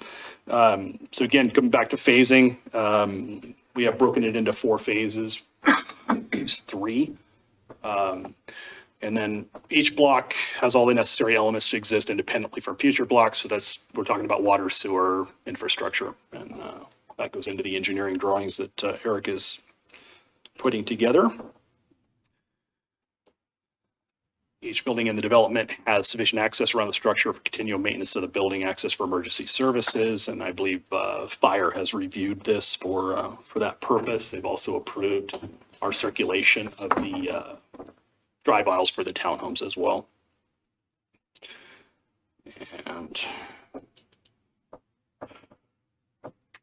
And the funding mechanism exists adequately, maintain common areas. This is where the HOA comes in. We will have a master HOA for the entire development and then probably a sub HOA for the townhomes. So that the single family are not paying necessarily to maintain the greens of the surrounding the townhomes. So it's fairly common. 6, so this is a setback table. So we are asking for some reductions in setback because the lots are smaller than this traditional 8,250 square foot city lots in Hayden. Common lot setbacks in Hayden are 10-foot side yard, 25-foot front, and 25-foot rear. So we're requesting that the side setbacks be combined to a maximum of 15, or a minimum of 15 feet combined. So you could do 7.5, 7.5, or 10 and 5. But at no point would there be less than 15 feet between structures. And this is, there's other developments, other PDs in the city. Hayden Canyon is one where this has been the case, where we have 7.5-foot sides. So it's fairly common. The front, we still have a 25-foot minimum to the front of the garage, which is a city standard. Kind of helps make sure the cars get off the sidewalk. And then the rear, I believe there's a, correct me if I'm wrong, Don, in the mixed use section of the code, I believe there's a combined 40-foot minimum, combined front and rear setback. So that allows us to move, maybe bring a porch forward of the garage rather than having the garage lead the house. So the front setback is 15-foot minimum to, say, a porch or a projection, but 40-foot minimum front and rear. Townhomes a little different. We have zero side yard, obviously because they're connected to the neighboring unit. 10-foot front to the porch, 15-foot to the actual townhome. And then we're still adhering to the 40-foot minimum front and rear. So we have room behind the garages to park cars in addition to extra parking. So plenty of parking. If people fill up their garage, they still can park behind the garage. And then B. Okay, B kind of deals with landscape buffering. So we have to buffer between a PUD and other uses. And I'll kind of start at the top. Area number 1 is up against the airport. And the airport is constructing a berm. They've already started constructing a berm kind of in this area up here. They have asked that we, if we have excess soil, that we contribute to that berm. The airport director had informed us in a meeting that they want that berm as they want to be able to drive on it almost as a perimeter berm for security. And so it really negates the need for us to put another buffer, because that will basically function as the buffer. So we're going to cooperate with them to give them excess soil to complete that. Question. Yes. Do you know approximate height of that buffer they want to build? I do not. Or Yeah, we'd whatever have you to wanna call talk to the airport director about how high they're going to go with it. But I know they've started moving dirt along that south side of runway 6. I believe they are extending a taxiway on the south side of runway 6 as well. Section 2, we have a landscape buffer along Carrington, which has I believe a 10-foot meandering path and landscaping per city code. We have landscape buffer here. Along this, we have the street along with the wall and landscaping up against the wall here as well. Section 5 is up against Hutter. We're asking for a deferral of landscaping that until phase 4 just to find out what's going to happen with Hutter, because I don't think any of us really know at that point, or at this point. Yeah, and staff report calls for an agreement bonding to be entered into it in phase 4 if applicable. So we'd have to address that at a later point. Let's see what I'm missing.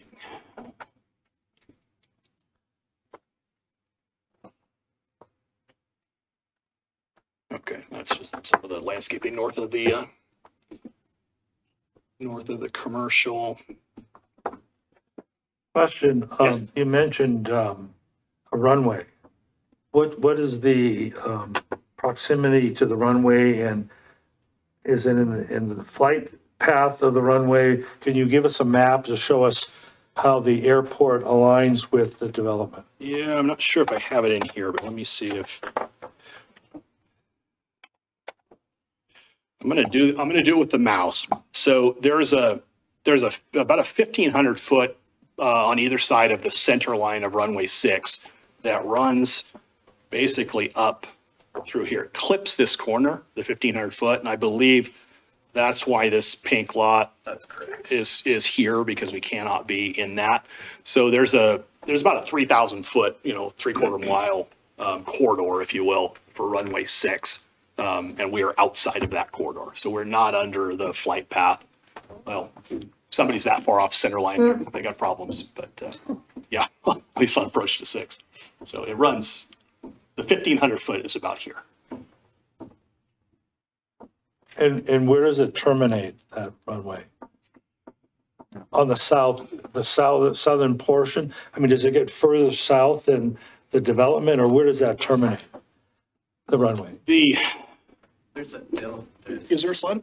It's the very first one. The second slide there has an overall, I don't know. Oh, okay, that might help. Hang on. Yeah. the Sorry, very guys. first map.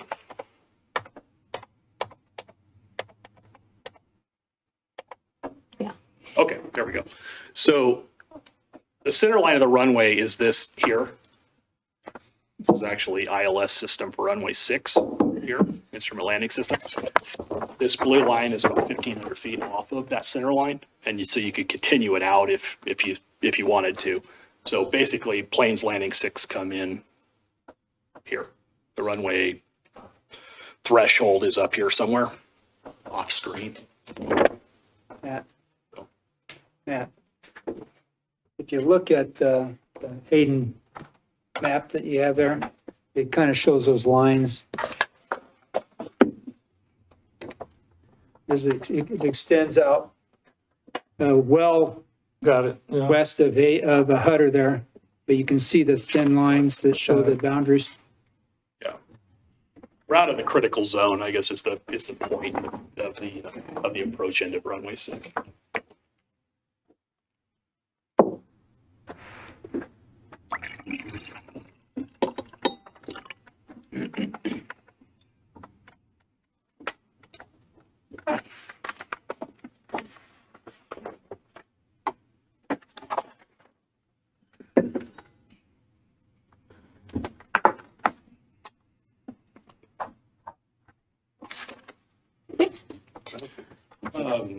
I'll wrap things up, but just a few points, closing points, that are requirement of a PUD is that, we have provided a variety of housing types.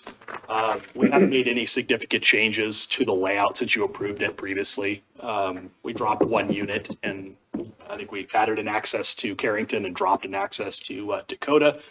Our density is 3.22 per acre. We are allowed to go up to 4 units per acre. So hypothetically, we could have added another 80, 90 units to this. So we purposely kept it on the low side. And I think one of the most important points here is I'm a resident of Hayden. I live Ramsey and Hayden. I deal with Hayden all the time. And we all agree traffic's a problem. That is most likely, if anybody speaks, is going to be the number one concern. And, typically a development goes in, once people pull building permits, the impact fees go back, traffic impact fees go back in, and then the city will, pay for infrastructure improvements. In this case, we're front loading that. So in cooperation with 2 developments to the south that you guys have already approved over the last couple of months, there'll be a cost sharing agreement where we're going to fund the intersection at Hayden and Hutter, Hayden and Carrington, and then obviously Downing. So I know that's a big concern. It's a concern for us as well, but those will be basically alleviated before we even build. Yes. Okay, anybody familiar with Gladys Knight or Creedence Clearwater? There's a song called I Heard It Through the Grapevine. Okay. And I've been hearing through the grapevine and the wording here up front. Are you expecting reimbursement for the funding of the intersections? We'll have to work that out with staff, but the way I understand it, we would get a credit for the impact fees that we front. And there's about a $1.6, $1.7 million worth of impact fees between Battleground, Trades, Winds, and Hayden Sky that would go to pay for those intersections. Well, at this point in time, we'll talk about it later, but, and I may have misunderstood, but in the previous meeting, preliminary, whatever it was called, I was under the impression that this consortium, shall we say, was going to fund these intersections and the improvements. And I don't remember hearing anything about being reimbursed for them, basically. So that's an issue that will have to be, I'm sure, discussed as we move through this. Thank you. Yep, you bet. Any other questions I can answer? Could you repeat those numbers about the, Yeah, there's, I think with all the units with the 3 developments, there's about 1.6, give or take, million to fund those 2 intersections. okay, thank you. And that's Carrington and Hutter. Yeah, Hayden and Hutter, Hayden and Carrington, those are the 2 signalized intersections that were. Do you have an executed agreement with the other developers, or is this just a handshake? It's a verbal agreement at this point. And I believe when Ray Kimball spoke, I think he probably been in contact with Ray, who represents both of those other developers. And so we're gonna have to work out the language of that cost sharing agreement, which, correct me if I'm wrong, Fonda, that comes back to city council to look at that and approve it. So it's, the approval tonight is not the final say on that. You guys get to dig into that at a later point. That's something to be determined. Question? Are you basically finished with your presentation? Yes. Yeah, okay. You open the door. Okay, here we go. And whenever I hear this term for the last 4 or 5 years before I was even elected, when I hear various price points, we want them affordable price points. Yes. Can you discuss the range of, well, I know it's hard to tell right now down the road, but if you were building it today, could you give us an example of the range of the price points of your? Sure. Yeah, I think with the smaller lots, we should be able to get sub 400s, for the houses. The townhomes are going to be in that, mid 3s, I would think at this point. And I'm basing that off of, what other builders have been, producing townhomes and single family in the city. The smaller lots help make it more affordable. An 8,250 square foot lot is a fairly large lot, and it costs a lot to, Yeah. to produce those. So it's just more efficient this way. Okay, thank you. So roughly 350-ish, 400 and up? In a current market, yes. Right, Yeah, I understand in a that. current market. Sure. Right. Yeah, I don't use the word affordable. I use the word attainable. I There think we it's go. still it's still on the lower end of the market, It's kind of morphed to that, sure. Yeah, absolutely. Thank you. You bet. Any other questions for Dale? Okay. Our next step is Donna will do a full presentation.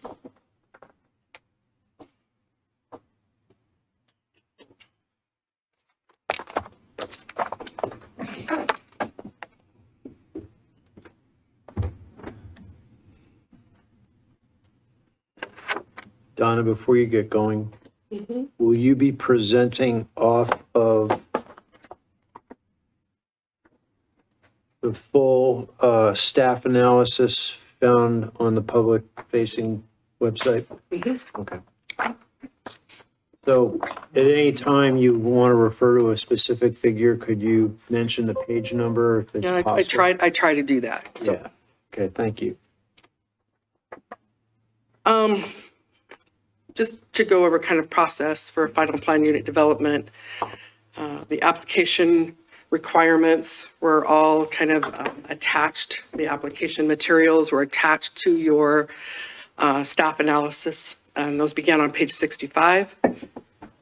Then it goes through a public hearing with planning and zoning, and when at the completion of the planning and zoning commission provides a written recommendation, which was also included in your executive summary with links to that. It's also on the city's website. And minutes of the public hearing with planning and zoning are also linked in your executive summary, as well as posted on the website. And so tonight, we brought this forward as a public hearing with the city council for a number of reasons. The first one is that the council wanted to be able to ask the applicant questions, and this enables you to do that. It also enables the public to provide comments at a second timeframe. I don't know if there's anybody here to do that, but that affords them that ability.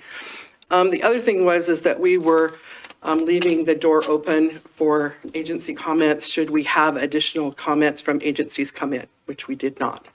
Just wanted to let you guys know that up front. So the standards of approval for a preliminary plan unit development are different than the standards of approval for a final plan unit development. And so the first one was whether or not the developer's proposal was consistent with the goals and purposes of the planned unit development, and whether or not it met the standards of the chapter, the intent and purpose of the Hayden zoning code and the comprehensive plan. And that's identified in your staff analysis on page 8. And it pretty much was entirely covered by the preliminary PUD, and the written decision of that was also part of your staff analysis on page 35. So then the standards for approval are related to the final PUD is to really make sure that the master planning of how this planned unit development is constructed, can it be built? And then what needs to be built in which phases? The applicant identified the water and the sewer and the stormwater and the other utilities. The water purveyor, Hayden Lake Irrigation District, provided comments with the preliminary PUD. The property was in its entirety annexed in January of this year. A will serve letter was provided for the first phase of the Hayden Sky preliminary plat request as part of the subdivision requirement that will be coming in the next piece should this be approved. Sewer, the city provided a will serve letter for the entire property for the 411 dwelling units. Properties within the H7 sewer basin and the H7 lift station is currently constructed. And Harbs responded with comments found under the agency comments in a letter dated December of 24. As the applicant identified, stormwater is anticipated to go in grassy swales in accordance with the City of Hayden's typical street sections. But they'll be reviewed at the time of construction plan submittal for each phase of the project. And then other utilities, electric, gas, phone shall be provided underground and reviewed at the time of construction plan submittal. And staff proposes, and the Planning and Zoning Commission recommendation also identified that the electric transmission lines adjacent to Hutter Road shall not be placed underground as part of this PUD request, but would be evaluated at the time of some future Hutter Road construction. And then sufficient parking. So the parking related to each of the types of residential single-family structures as well as the townhomes was evaluated based on the proposed designs by the developer. And it meets the requirements as proposed. The parking review for each particular site will be reviewed at the time of site plan application, as well as for the park at the time of the actual park design. So then standard number 3 talks about the future or the proposed integration with the transportation network. And that's found beginning on page 10 of your staff review. And this is an aerial map of the project site location, spring of 24. The pink is what's inside the city limits. The yellow is the planned Hutter right-of-way based on what Kootenai County shows. And to kind of give you an idea, this is the substation south of Hayden, and it runs up to the west face of that building. So just as a kind of a swath of what that looks like. So then I kind of took 3 of the drawings that you saw in schematics in Mr. Olson's presentation and tried to overlay them, how they would kind of fit on the existing corridor between Hutter and Carrington, because I think pictures are worth 1,000 words. And so as he identified this, I call it the wow, in Hutter, kind of wowing out back in, he shows it as kind of landing in that yellow swath of set-aside area, that non-build area, that was required to be set aside in all of those annexation agreements that butt up against Hutter. That was a required condition of their annexation. Downing is coming up from the south to Hayden, and it's going up north of Hayden, but it doesn't go across Hayden. So it'll have a cement kind of divider that will only, kind of like the pork chops in Highway 95, unless I'm misspeaking, and Alan and Rob can chime in. But you'll be able to turn left into them, but you won't be able to turn left out of them. So you'll still be able to get onto Hayden. And then Carrington, as proposed, will continue and have some signal here. With the construction of the project, Hayden Sky to the north, they're required to build their 2.5 lanes on the north side of Hayden Avenue, so you'll get a 5-lane road section, at least in front of the apartments, because they've already put in their 2.5 lanes. And then as the properties to the west of Downing develop, they'll build their 2.5 lanes. You'll get a 5-lane road section between Hutter and Carrington once those developments all go into place. Now, 2 important conversations here is that on page 63 is the email that Mr. Olson identified from Scott MacArthur representing Thomas McNabb. Again, that's his response back to a request to see if he was even on board with this idea. That's what his response was.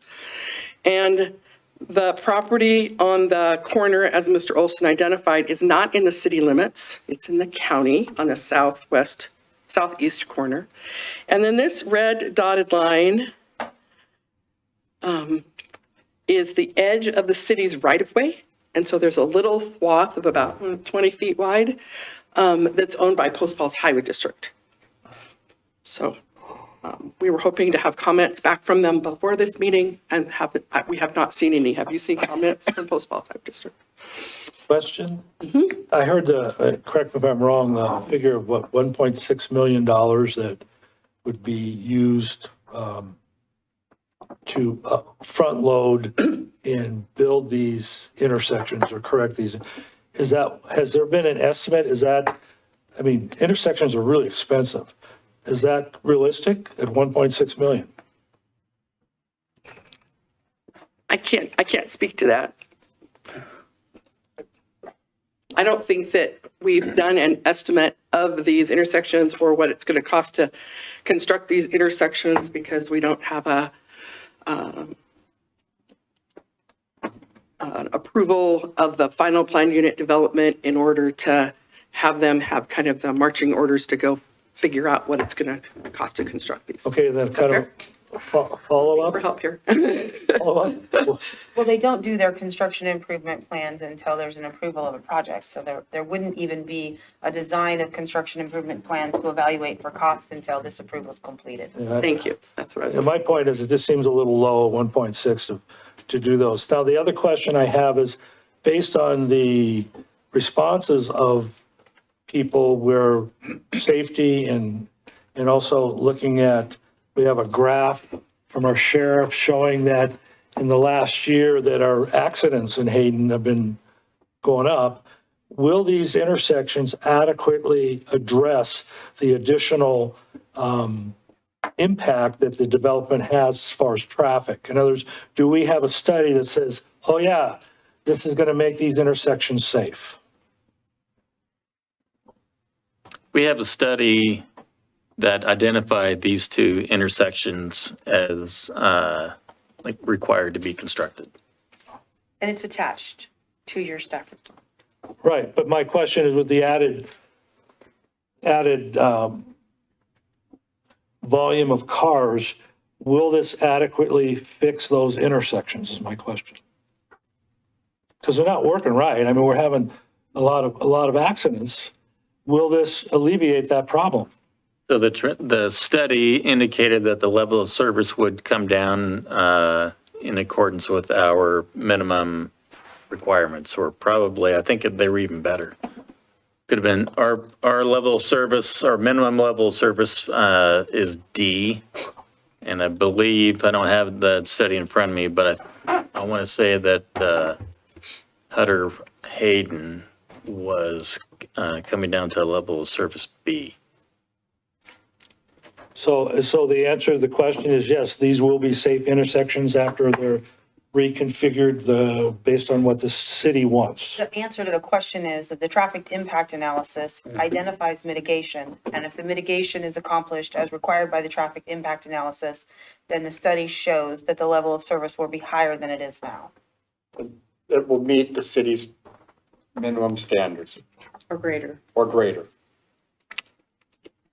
Which I'm going to assume, since that's our standard, that Well, it's been adopted by council. So level of service has been that it's adopted by council. acceptable level. So this is the recommendation by the traffic impact analysis of what was required to bring it up to those levels. That's correct. So it will be safe, these intersections. We can only identify what has been stated in the traffic impact analysis. So I don't hear an answer to my question. So how would you like us to prospectively go forward into the future with a crystal ball and determine whether or not there's ever going to be an issue at that intersection? We have to rely on the traffic impact analysis, which has identified mitigation measures, that if those are completed as identified, then it will improve the level of service. Where I'm coming from is I know that we have issues with safety on intersections, and we keep building more development. And it seems like we keep kicking the can down the road. And I want some assurances that this development is going to enhance the safety of those intersections because it's a major concern. I mean, in our comp plan, health, safety, and welfare is one of the main things that we're to look at based on our comp plan. So, you know, I don't have anything in front of me other than, well, a $1.6 million budget that is a handshake that says that they'll upfront, and we don't have any costs. So how do we know that's going to get done? That's my concern.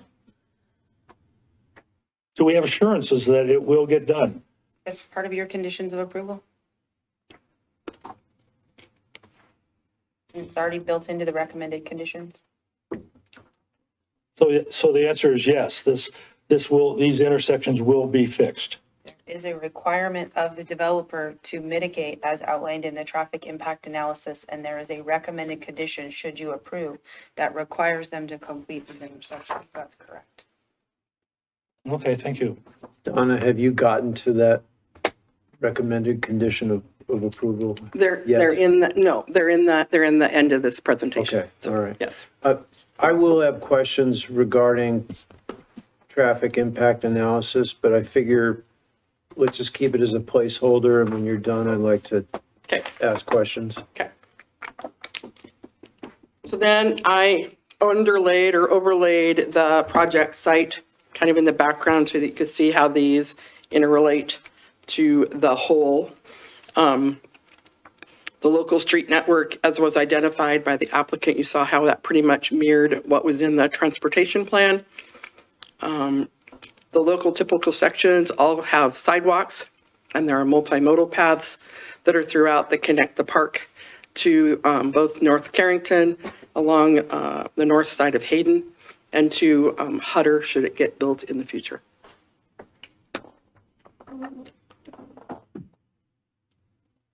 The fourth standard talks about provides an enhanced community design. The first one was to conserve or incorporate the site's any significant natural, scenic, or historical features in the development, if any.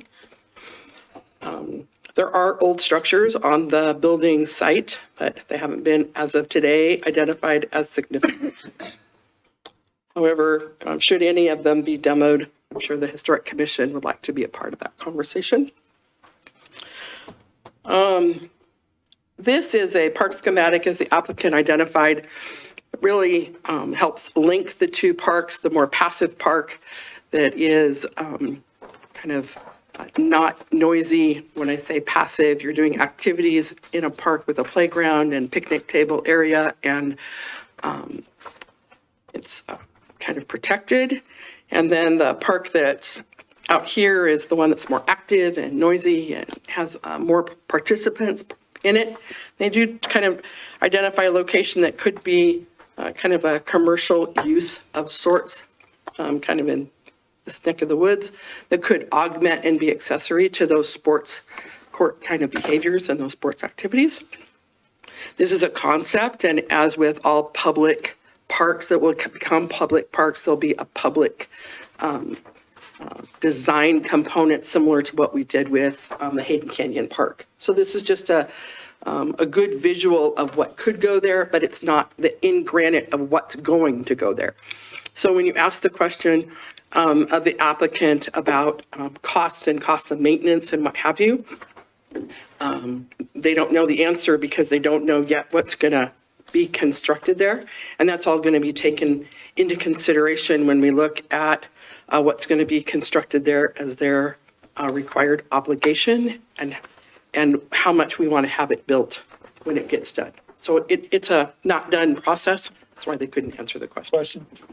And I don't know if this is, well, I would think it should be possible, but based on the fact there's going to be 411 units paying some form of property tax, is there an ability to create an estimate of that tax revenue that will come to the city as to whether it will cover the city's maintenance of those parks? Is that a calculation that we're capable of doing?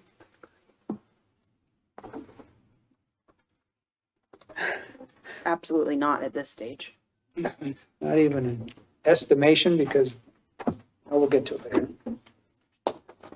I kind of want to remind you guys that the park is here, this 15 acres, because it's a requirement that the city entered into with their annexation agreement, and they're fulfilling the requirement. I have no problem with the that the park. city had to put the park in place. So it's the maintenance.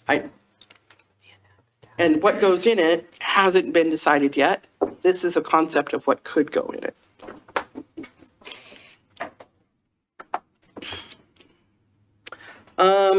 Locating the proposed uses and lot sizes in the proposed PUD in a manner that blends with the surrounding uses, neighborhoods, and public facilities located in the city. I think the applicant pretty much addressed how and why they cited those where they did. The 10% of the gross land area for open space is a requirement of the planned unit development. The annexation required 15 acres for the total gross area that was annexed, which was 150 acres. Their PUD is 127 acres, so they were only required by their PUD to dedicate 10% of that, or 12.7 acres. They're giving 15 acres to meet that annexation requirement of the whole site, as well as other open space pieces, so it's even more than the 15 acres. The 2040 Parks Master Plan anticipated a neighborhood park at this location as a long-term project. It's not a part of the CIP for park impact fees today. So park impact fees that are being collected today aren't being collected to pay for any improvements in this park. Anticipated to be designed prior to phase 3 and constructed as a requirement of phase 3 approvals.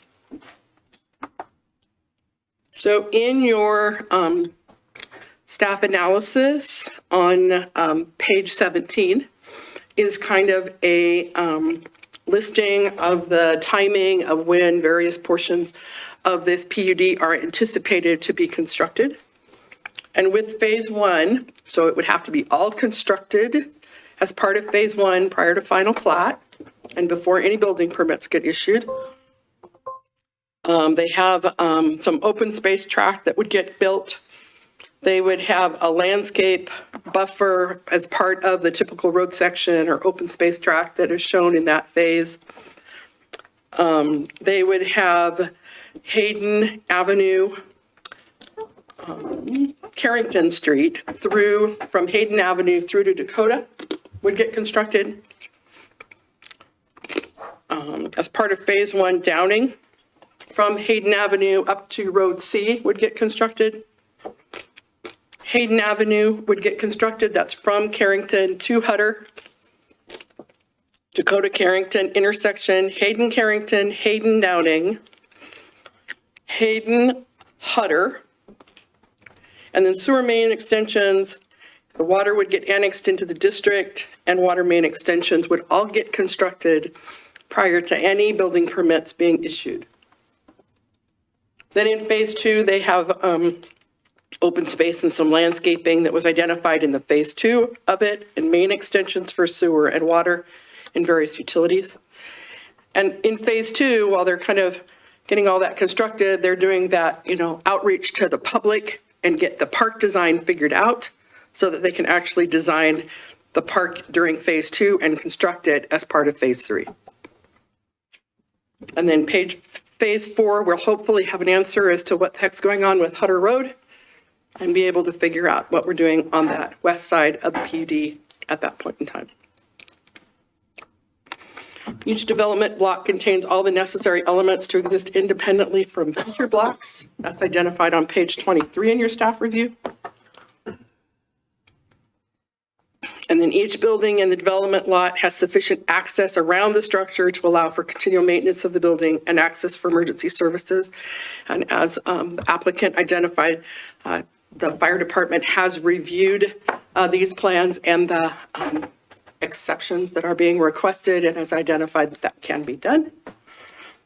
And then that funding mechanism exists to adequately maintain the common areas that are not publicly maintained. And as they'd identified, and as a requirement of the PUD, they'll have a homeowners association or property owners association. The applicant talked about the exception requests for side yard, front and rear yard setbacks. Flanking streets are 15 feet everywhere in the city.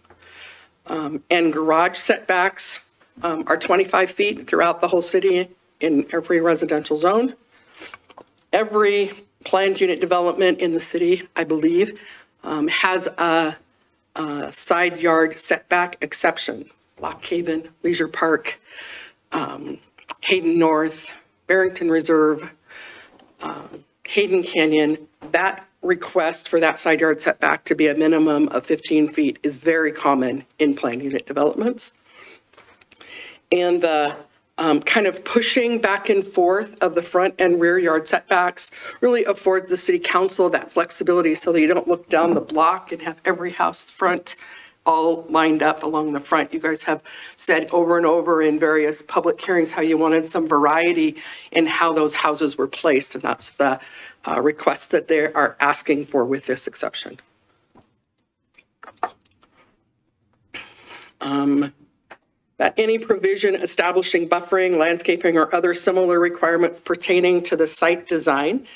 Again, the applicant did identify that because we just don't know what's going on Hutter, it's really hard to build a buffer, put in that landscaping, and then not knowing, what's happening, and do we really want to rip that back out? So they're not asking for not to do it.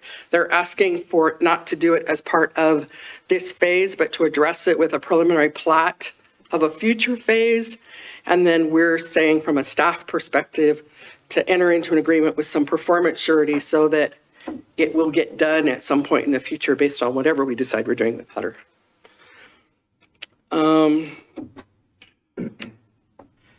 Again, the annexation agreement says no more than 4 dwelling units per acre, and the applicant's requesting 3.22. And you had a sheet in the staff analysis called E1, and that gave you the specifics of the lot sizes and the densities that they were proposing. And any provision of this title regarding driveways, local streets, and sidewalks, except for accessibility standards, there weren't any exceptions requested for any of those. So they did have a preliminary plat that came forward that they wanted to run concurrent with this for phase 1. But with the uncertainties related to the requirements along Hayden Avenue and staff's direction that we wanted to have as much of that infrastructure constructed as part of phase 1 before the first building permit, we elected to bring just the final PUD forward at this time. And should this be approved, then the final the preliminary plat for the first phase will come forward. So notices were sent to 28 public agencies. That can be found on page 19 of your staff review, and all of the agency comments were attached to your staff review. We received comments back from Idaho Transportation Department, Kootenai County Community Development Department, Avondale Irrigation District, and Idaho Fish and Game. Panhandle Health District responded, requirements at the time of subdivision. Idaho Department of Water Resources responded with water right information, change of ownership or to the beneficial uses. Hayden Lake Irrigation District responded with correspondence related to the well and the water rights and annexing it into the district and their ability to serve. Idaho Department of Environmental Quality gave requirements at the time of subdivision and reviews and contact information. Hayden Area Regional Sewer Board indicated that request to include an odor easement over the entire plat. The Coeur d'Alene Airport had correspondence related to concerns with the location of housing. It's important to note that at the time of the preliminary PUD, they had a different airport director, and at the time of the final PUD, they didn't realize that there had been comments that were received previous. So staff reached out to them because it was kind of a, going like this conversation. And so they did meet with the applicant, and then staff did follow up. You'll see that correspondence going back and forth in your agency comment section. Ultimately, they did identify that they didn't really want trees and bushes in that area because it attracts birds, but they really preferred the berm that they're proposing on airport property.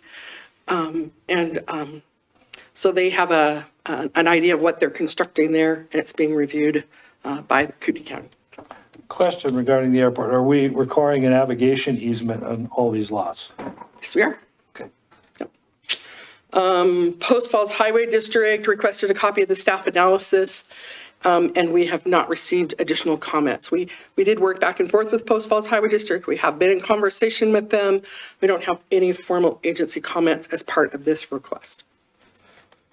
Northern Lakes Fire Protection District provided comments related to future response times, review fees at the time of subdivision and non-residential building permits, locations and types of fire hydrants, water line construction for residential, non-residential users, residential and non-residential users, approved turnarounds as the phases get constructed, secondary access roads meeting the conditions of Idaho Fire Code, sprinklers, and then just access roads. And again, we referenced the email from Scott MacArthur on behalf of his client. And the only reason I included him with the agencies is, again, because he's not a part of the actual property that this planned unit development is, but should this get approved, their proposed solution to the Hayden Hutter WOW does affect his property. So then public comments received prior to the city council hearing, they were a separate memo in board book that included those. We had no members of the public were in favor or neutral, but the comments which were received in opposition to the request, which there were 6, 3 of those were received as part of the Planning and Zoning Commission notice, but came in after the public hearing with the Planning and Zoning Commission. But we included them because we thought they were relevant. They were just part of the record. We wanted to include them as part of the record. And then there were 3 more that were received as part of this notice for City Council.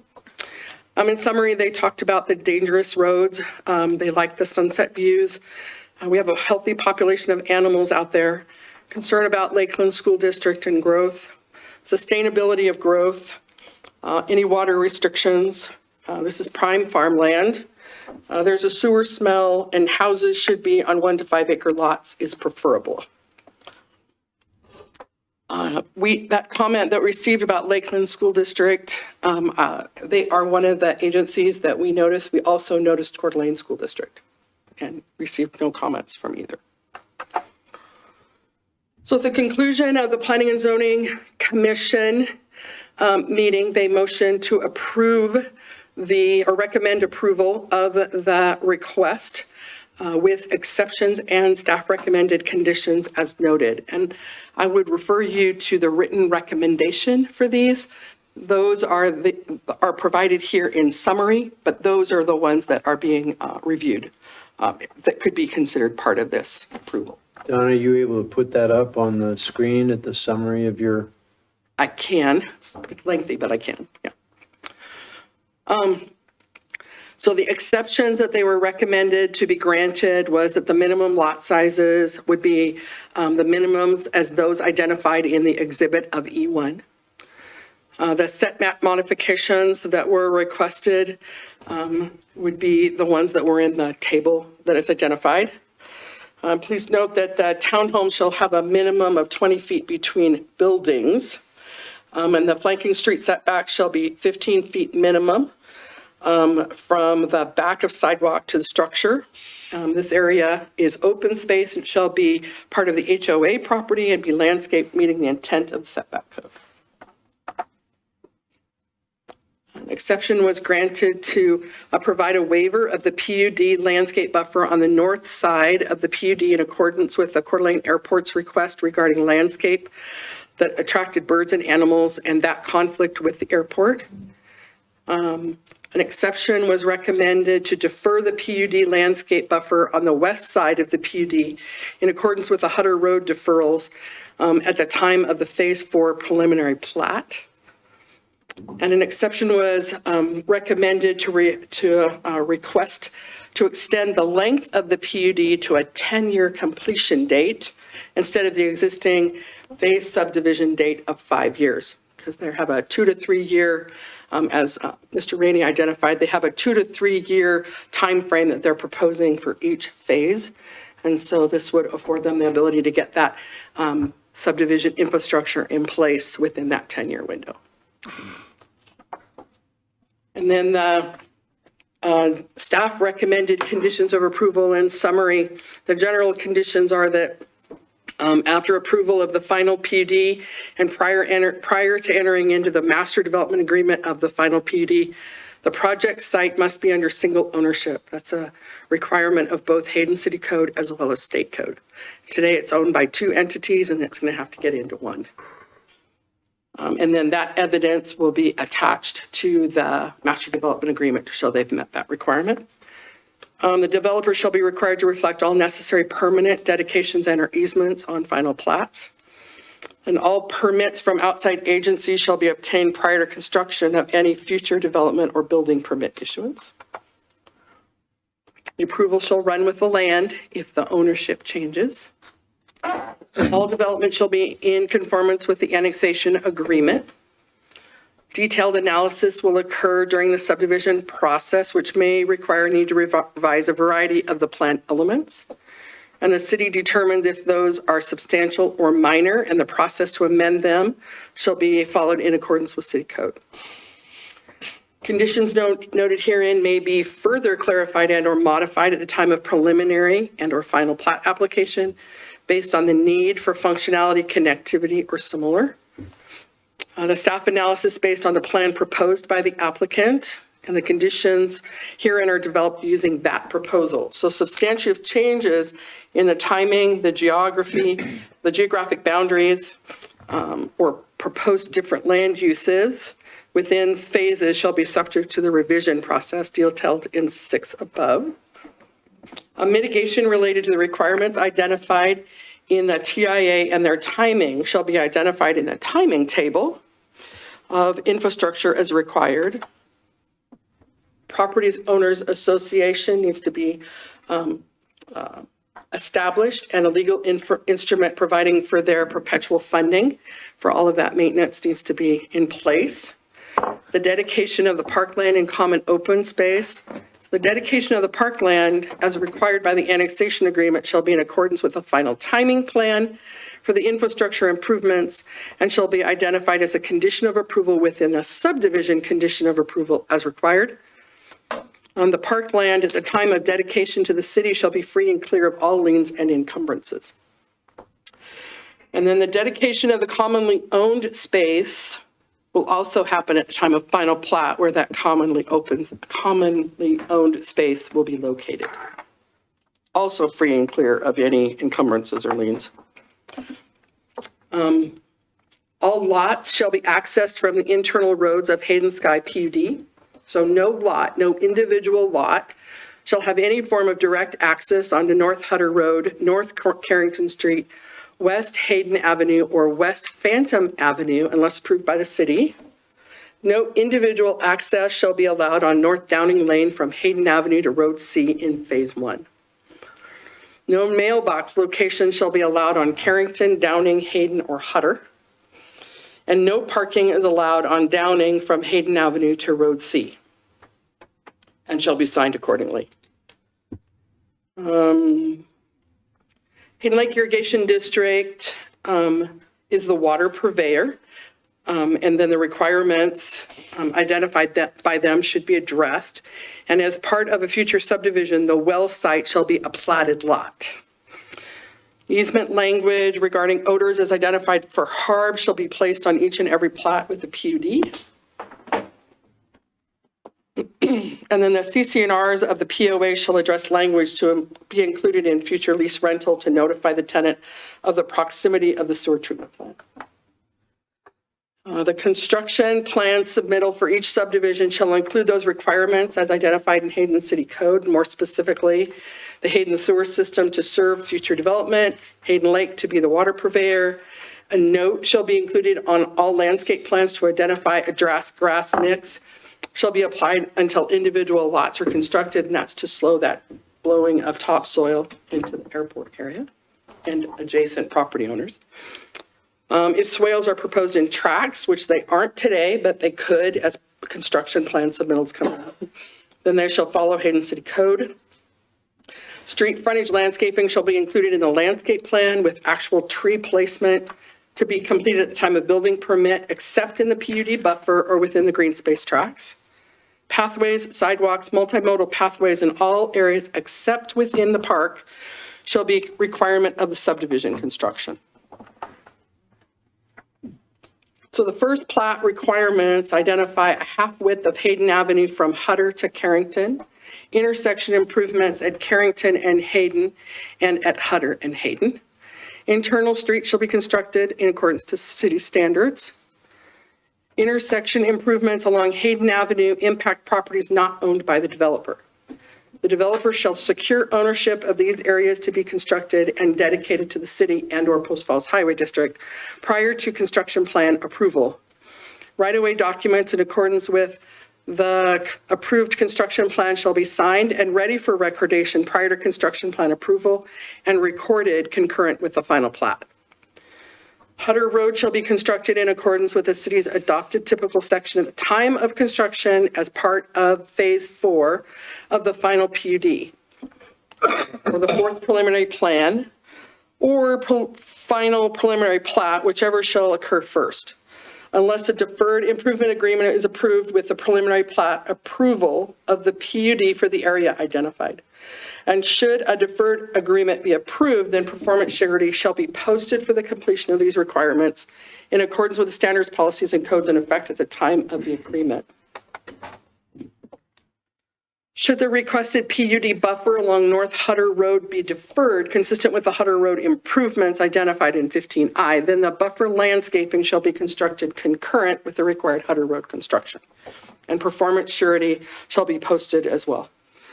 Infrastructure shall be constructed in accordance with a timing table.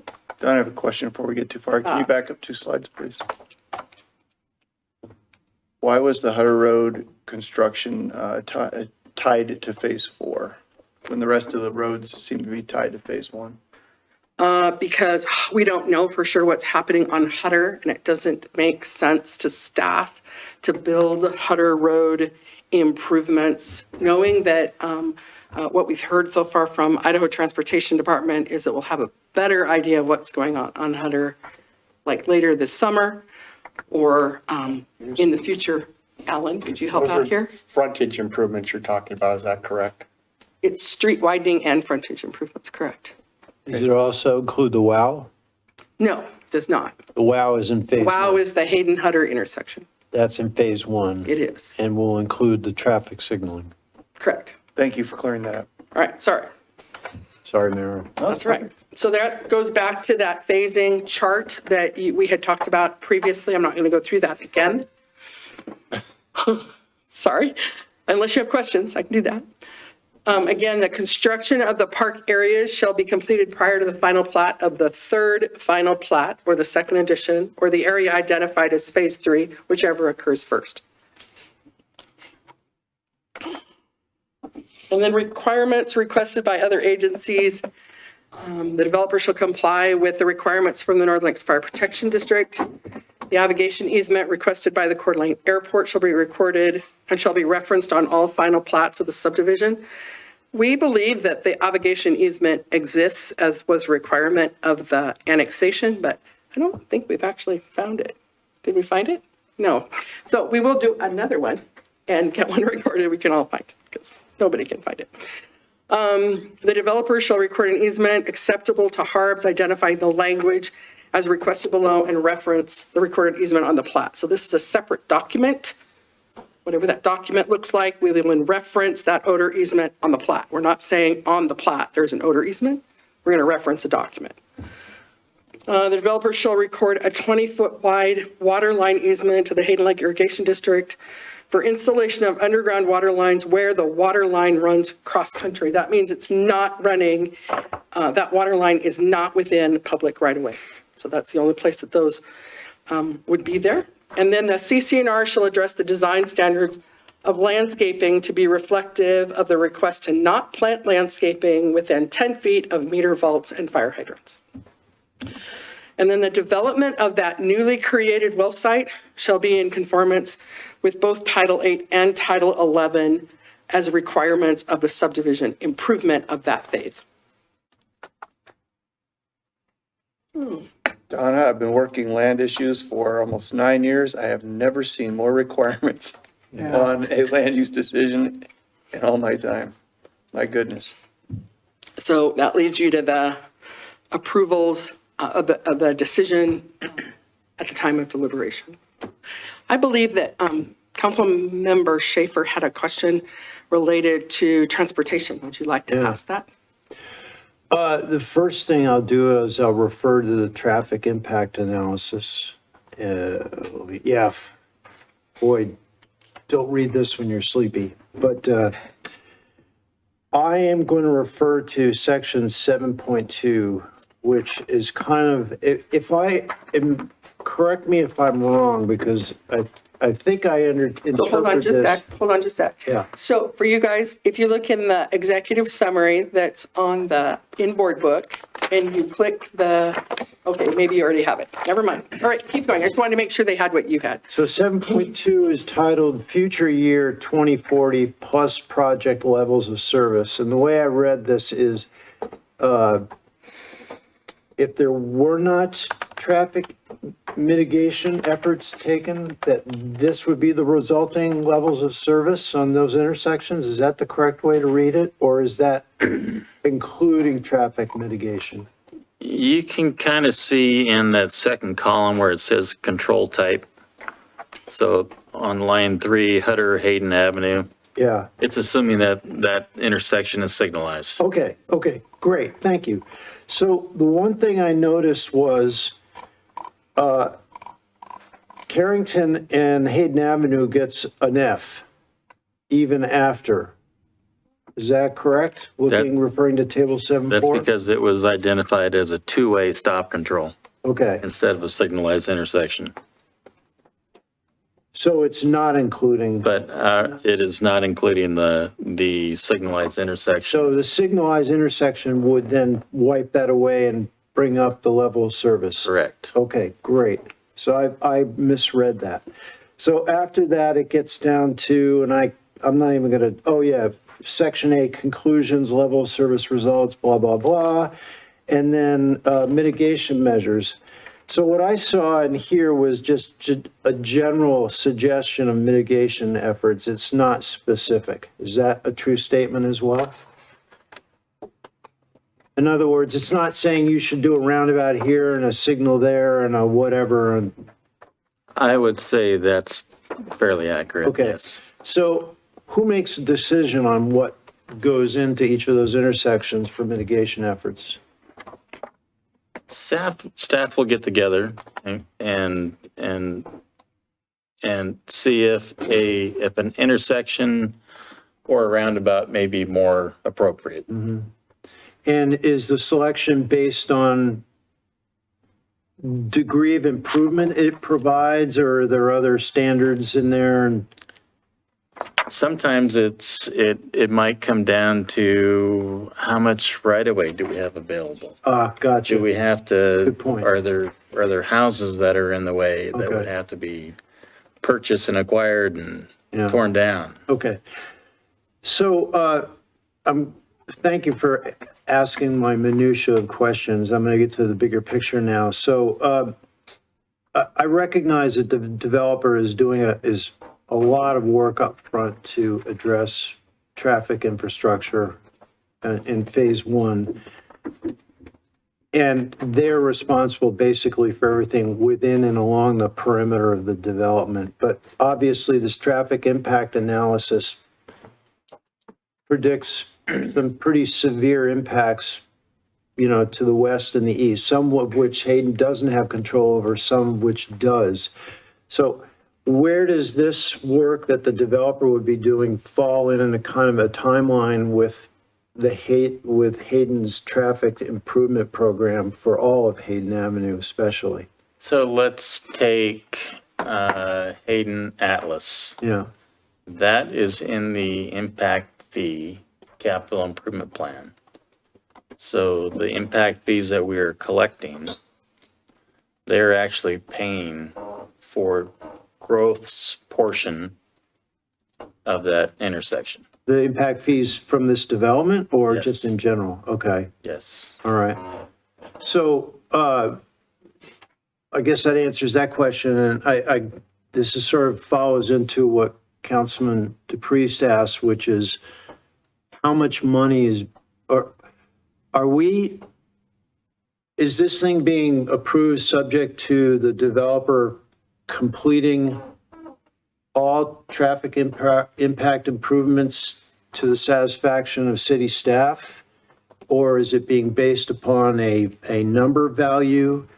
And once that's all done, how much of the traffic impact fees will be left over to address, say, Atlas and Hayden? Am I asking that question in a cogent way, or am I getting really confusing? It is, and I think it's a difficult question to answer at this point. Okay, because really the bottom line is they'll fix everything around the perimeter of the development. But, And we're gonna follow- and those three intersections may operate great, but if we go half a mile east or west, it could be horrible again. And so that's where I'm really getting to with this line of questioning is how much does the city take in responsibility for? Well, even Ramsey Hayden. Yeah. That's another intersection that is on the impact fee capital improvement Okay. plan. So the impact fees that we're collecting also go to that project. It goes to all of our impact fee is based on trying to collect the money from the growth, their proportionate share. Yeah, okay. So, Can I tag Yeah. onto that just a little bit? Because that was kind of my point. The impact of those people in those 411 units are going to travel both directions, but in particular, they're going to, if I'm misunderstood the impact analysis, and I believe that's what you were alluding to, those cars are going to travel west, and the impact analysis mentioned Ramsey, and it mentioned an impact, I believe, all the way to 95 yeah, coming out of here. And so those impact fees that are coming from those 411 units will be required to some level of degree to mitigate the issues all the way down Hayden Avenue to 95. Everything that's in our impact fee capital improvement plan. Right.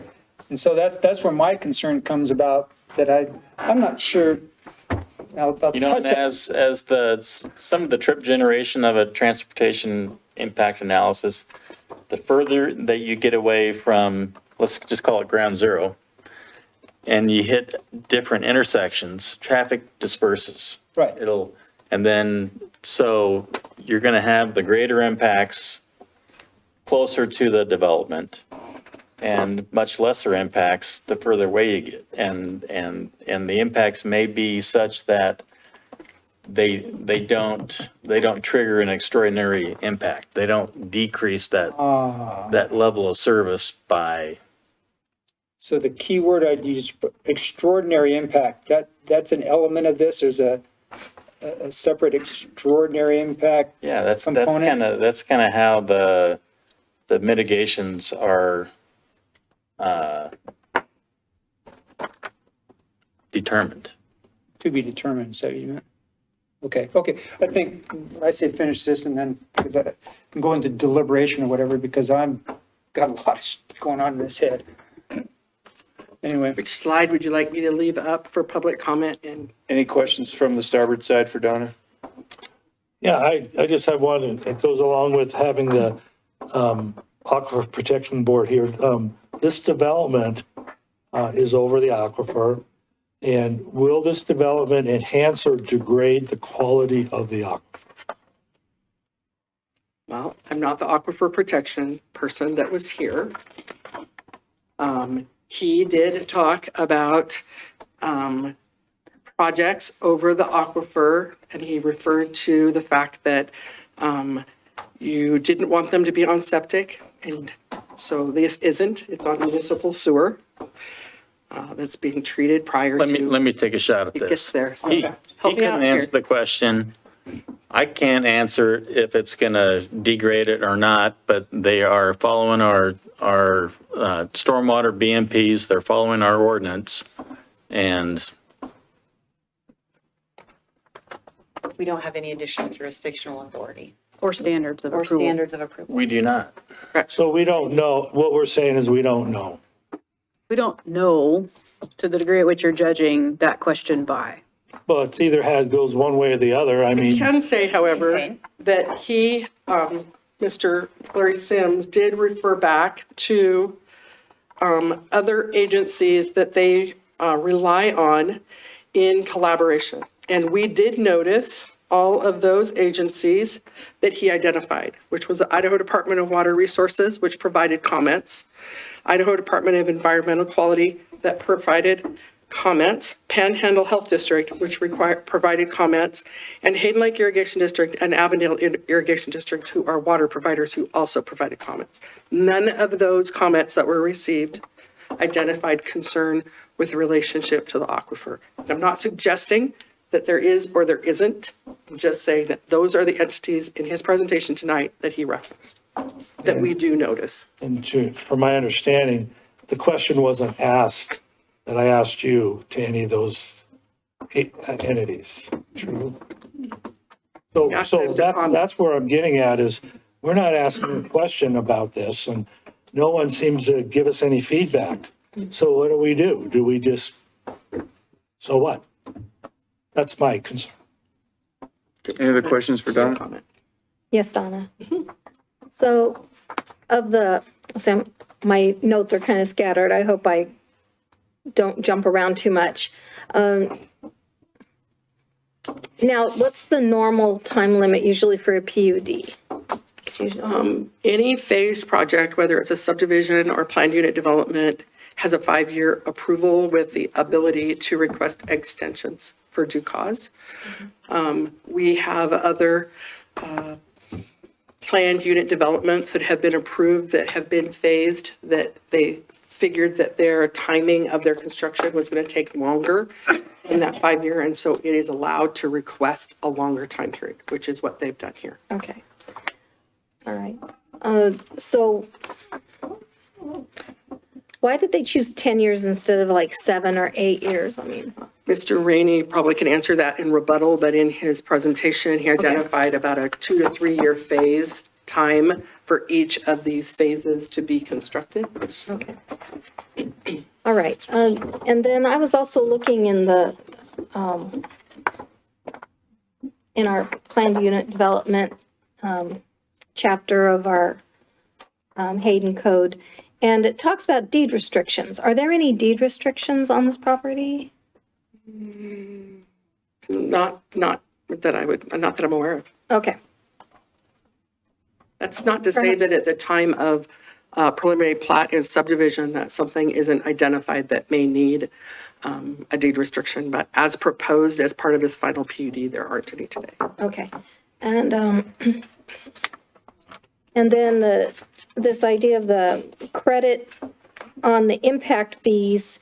So we have 411 dwelling units. About how many of those impact fees will be going towards these roads? I can't answer that question. If this gets approved, should this be approved, then they're required to request to the city, and those get processed as a follow-up process. That's why it's identified as a condition of approval. So should this be approved, then they would do the next step. And so I don't have an answer to that. Okay. And how, I know they're going to have an odor easement. How will the odor easement be communicated to the residents? So on the reason that it's being a separate document and then it's being referenced on the plat for the owners, when they when they sell the property, the title report will pick that up and it will be part of their title records that they'll receive. Additionally, we're asking them to include odor easement information in their CC&Rs as part of their HOA docs so that any person, any tenant or owner will get information during that process. Okay. Okay. And then I wanted to ask about the road of Hayden. Will the speed on Hayden be reduced with this new plan? That's a question for our Public Works Department. I don't have an answer to that. Right now it's 45 along there. That's just the result of a study. We have not done a study, so I can't tell you the results of the study. Okay, so we need a study. Okay. And, oh, was the sheriff included in the notices? Did we hear back from him? We do not. Okay.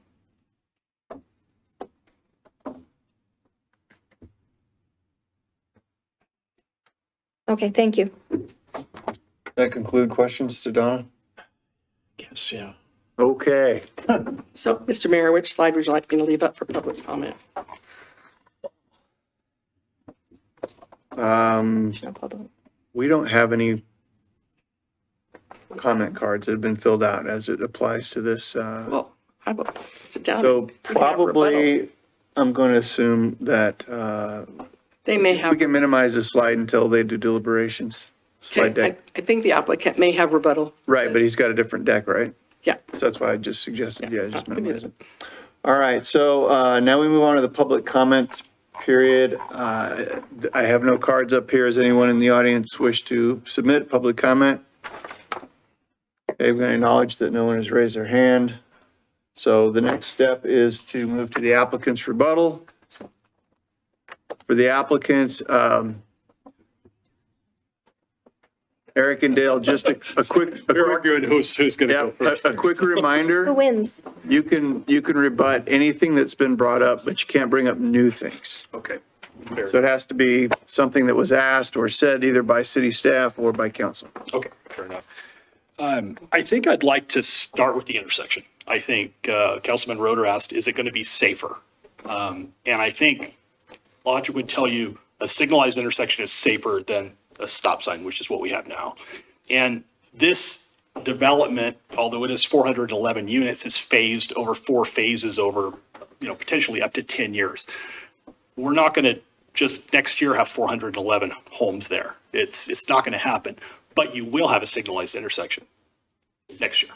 So this development really is a path to fixing those intersections because there's not enough impact fees, traffic impact fees. Let's just say we just said, we changed our mind. We're not going to do this. There's not enough funds that are going to come from new developments to the south to pay for those intersections.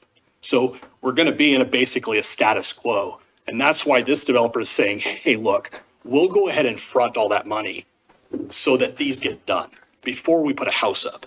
And I think that's probably the most important point I could make is we all agree there's a problem.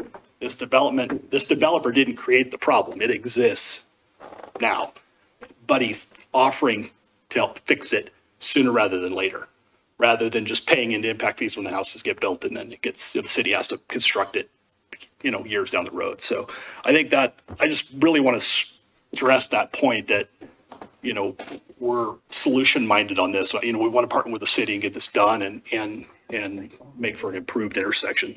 And, even 2 years from now, the intersections will be in, maybe we've built 100 houses, 150 houses, but those intersections are vastly improved quickly. Wanted to address the park. That park does not only serve this development, so it also serves the neighboring development. So there's no park to the east. Carrington Meadows, there's hundreds of units. They had a deferred park agreement. So this park is gonna get used by all of those folks as well. So I don't know what it costs to maintain because I don't know the budget of the Parks Department and so on and so forth, but I assume that's built into the property taxes and so on and so forth to maintain the city parks, but it's not just for this neighborhood. In dealing with the intersections, they're both proposed to be signalized rather than roundabouts because we don't have the right of way, like Alan and Rob said. Both of the Carrington and the Hutter intersections are impacted by surrounding property owners or by high power transmission lines. And so, they both are, Hutter for certain is temporary until some determination is made for the bypass. Carrington is impacted by the property to the southeast that's not even in the city. So we have to kind of work with what we have and develop our side. Addressing the aquifer, all of these homes are connected to sewer. So sewer plant treats the water, releases the water back, at a high quality. So much better than having homes on septic or spread out. The grassy swales filter the water. So I don't think we're impacting the aquifer by putting pollutants into the aquifer. I don't think anybody wants that. I would think that single family residential would be less of an impact than commercial or industrial or other higher uses with chemicals. Talked about the odor easement. Only other thing I would just bring up is, a lot of these smaller details, we have to get past approval so we get to the development agreement so we can work out a lot of these details with staff. So some of these things, there's an order to it, and that's why, some of these get worked out after approval. We don't invest the time to go deeply into the construction side or getting estimates on construction on the intersections because we have to get approval first before we spend that money. So that's all I have. Okay, Can we ask a follow-up question? I believe we can, yes. Yeah, and I appreciate you saying that it could take up to 10 years based on each phase could take a couple of years. So, Sure. So we're not going to see, over time, we're going to see the full impact of the development and these other three developments on those intersections. Yes. Now, I remember going through the process of the Ramsey and Honeysuckle intersection that we would love to put a roundabout in there. And when our consultant or our engineer, whoever proposed the different queue lengths based on a signalized intersection versus a single roundabout or a double, we were trying to evaluate what would be the best bang for the longevity of it. In other words, something that would last 20 years and handle all that traffic. So my concern would be, you're saying you're limited, we can't put a roundabout in any of these intersections. I'd like to know what the anticipated use is, or until that gets overloaded and we're spending the money, then are we going to have to tear it up in another 8 years and put in a roundabout to take care of the traffic? In other words, I'm trying to look down the road like we were looking at Ramsey and Honeysuckle. So the question is, on your proposal, and I know we're early on, but I'd like some assurances that we're going to be able to put intersections in there that are going to last and handle the traffic for 20 or 30 years. Sure, I understand. You want me to handle this one, Dale? It's all yours. Thank you. So, yeah, we look, as others were looking at the transportation impact analysis, I was pulling it up and going through it and refreshing as well. 2040 with project and background traffic at a signalized intersection for Hayden and Hutter is a level of service B, which is good. That's all the projected traffic, and there's still room if there's more than that, that would still be acceptable. I think that if you took that, they didn't assess in that transportation analysis what that level of service is at Hayden and Carrington. But I think we can all agree that there's going to be less traffic at Hayden and Carrington than there will be at Hayden and Hutter. So if it's a B at Hayden and Hutter, I would think it's going to be at least a B at Hayden and Carrington in 2040 with the background growth and with our project and a signalized intersection at that location. Does that answer your question? Yeah, but I know that we're talking about a cooperative effort with the other subdivisions to the south. Is this impact taking into account that fully developed and how it's going to impact those intersections? I believe the way that works is that their model assumes a certain amount of units being built in those areas as well as other areas in the city, and it assigns a growth rate. How fast are things growing ambiently? I don't know that it has those specific projects in there at a specific timing. I don't know if We're the talking timing about is there, cooperative but effort here with subdivisions paying for upfront. And then I guess the question is, are these intersections being analyzed based on the impact of all those developments on those intersections? And if they're not, they should be. the answer is yes. All of those other subdivisions were included as pipeline projects. As ambient conditions. Were they pipeline? I guess They pipeline. were included in the study. Okay. And they had to do their own Yes. own studies. Everybody has done their own study. And again, their own study, that's all been combined so that we can look at how long these intersections will work efficiently. Yes, we go out, I believe it's 20 years. Okay. Thank you. Any other questions for Eric Riddell? Okay, I'm going to close the public hearing. I'm going to call for a 5-minute recess, and then we'll resume. We'll have council deliberations and potentially decision.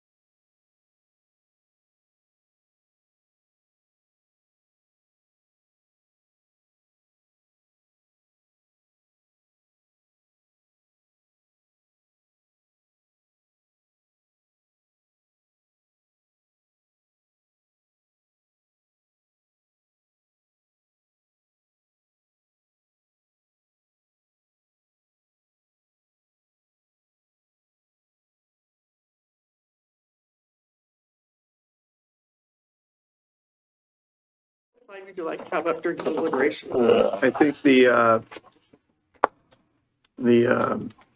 motions would be the most appropriate, unless council wants something else. All right, so we're going to now the public hearing is closed.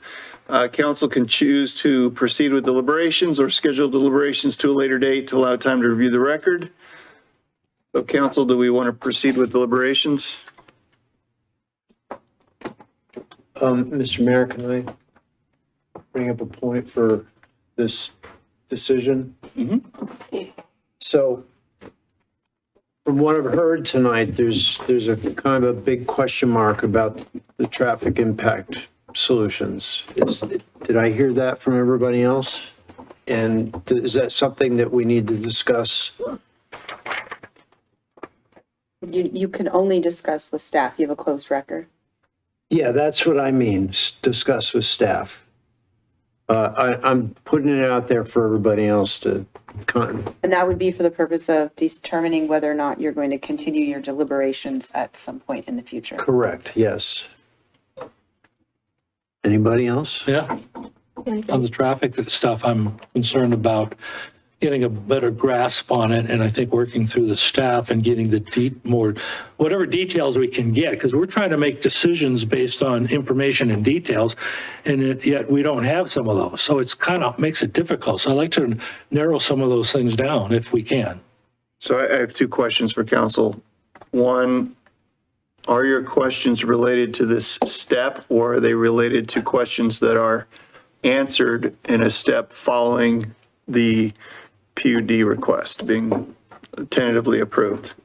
Because what I don't want to do is put staff into a position where that's the answer you're going to get from them, and then you're going to be frustrated that you want answers to questions, but it's work that won't be done unless this step's accomplished.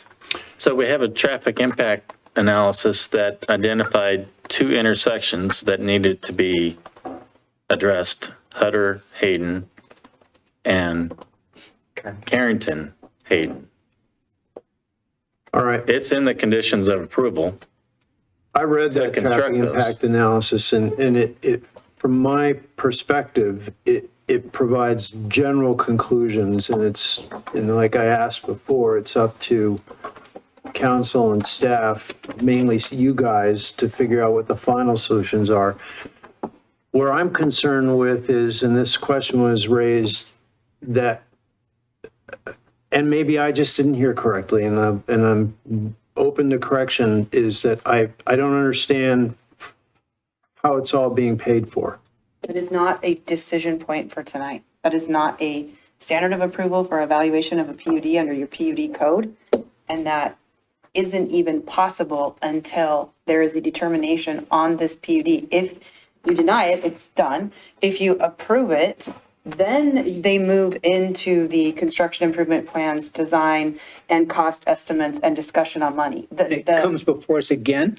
Yes, Yeah. that will come before, the PUD won't come before you, but any cost sharing agreement or any request regarding impact fees will all come before you. There's other opportunities for the financial aspect to come before you. That's not even physically possible to be evaluated at this stage. And if there is a, for lack of a better term, disagreement regarding the cost sharing or whatever it is, what happens? We can write, your city administrator under your code will write a final decision, and if the developer is unhappy with it, they appeal to you. Okay. So I was just going to make a comment that the city's working through this similar process with another subdivision that you guys approved in that general vicinity. And if I can, and again, this is just my observation and opinion, and it kind of tags along. I'm sure they've been doing traffic impact analysis for a long time here. Am I in Kootenai County as it's developed? Am I correct? Probably every development. Well, that's what I mean, for the last 20, 30, 40 years, maybe? 40. Okay. So let's look at the current conditions as we get out and drive around. And even Mr. Rainey, I believe it was, indicated that, yeah, when people talk about what's going on, it's the traffic.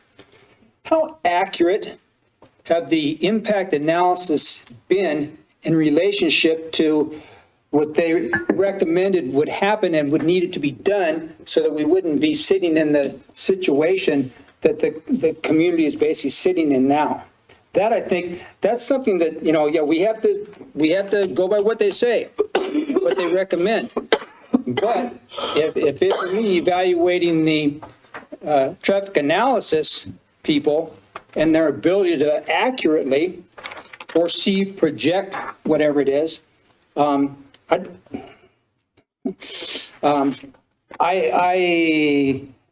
want to say that. I don't have much confidence in them.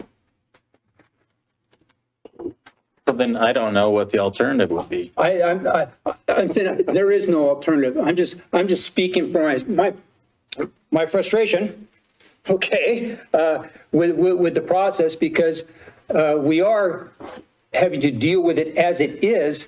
But I'm just saying my frustration is as I get my truck and drive around and stuff like that, day in and day out around, something tells me that there were, I don't know, what do you want to, inaccurate, whatever the projections were 20 years ago of what we're going to need to be built in the next 10 years, somebody missed the mark. And I have no problem with staff. You guys are dealing with, and I think doing a very good job. Okay, it's not with you. It's just I think the frustration that everybody and their brother who's living in this community of late is dealing with, and trying to manage, handle whatever it is that we're looking at here. So I think I don't know. But Ed, I'll comment something I learned from Donna. It's more than just a traffic impact analysis. My understanding, if I heard correctly, is that when Government Avenue was being decided here, it was not proposed to be 2 lanes. City Council said, doggone it, it's going to be 2 lanes. And now we're stuck with this decision. So to throw everything on a traffic impact analysis, I think is a bit unfair or incomplete. Well, I can see that singular example right here. But when we talk about as we drive on the major arterials and roads, 95, Government Way, Prairie, you know, all of them and stuff like that. And I know there is no perfect, you know, nobody has a crystal ball, but it's just I don't know what the elements that they seem to be factoring in just don't appear to have been. And I get it. 5 years ago, nobody knew what was going to happen. Nobody knew what was going to happen with COVID. I get it and stuff like that. But I'm gonna suggest this. I'm gonna ask to table this because there's a lot of information here, and that needs to be analyzed. And I think we need to at least table it for 2 weeks while we all digest and try to get a better understanding of all of this information. Is there anything then from staff that council requires beyond time so that in 2 weeks, if we pick this back up, we're not still stuck in the mud? For clarification, the next council meeting is in 3 weeks. 3 weeks, thank you.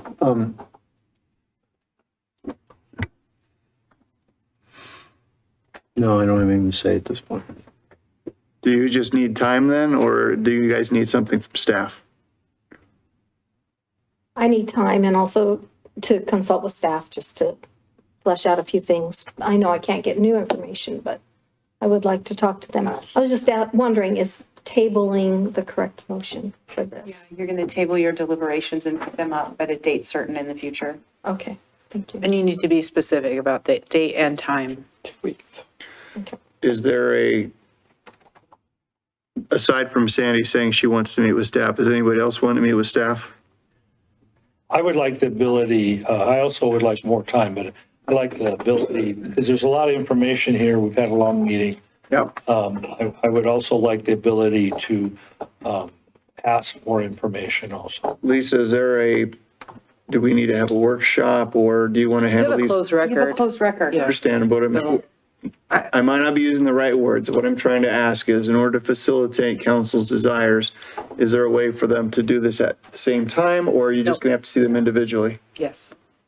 Okay, so I guess And I'll it can just, only be on the information that you've been given as part of the record. I just want yep. both you to hear and the applicant to hear that everybody understands that's the limitation of the bracket we put around you guys.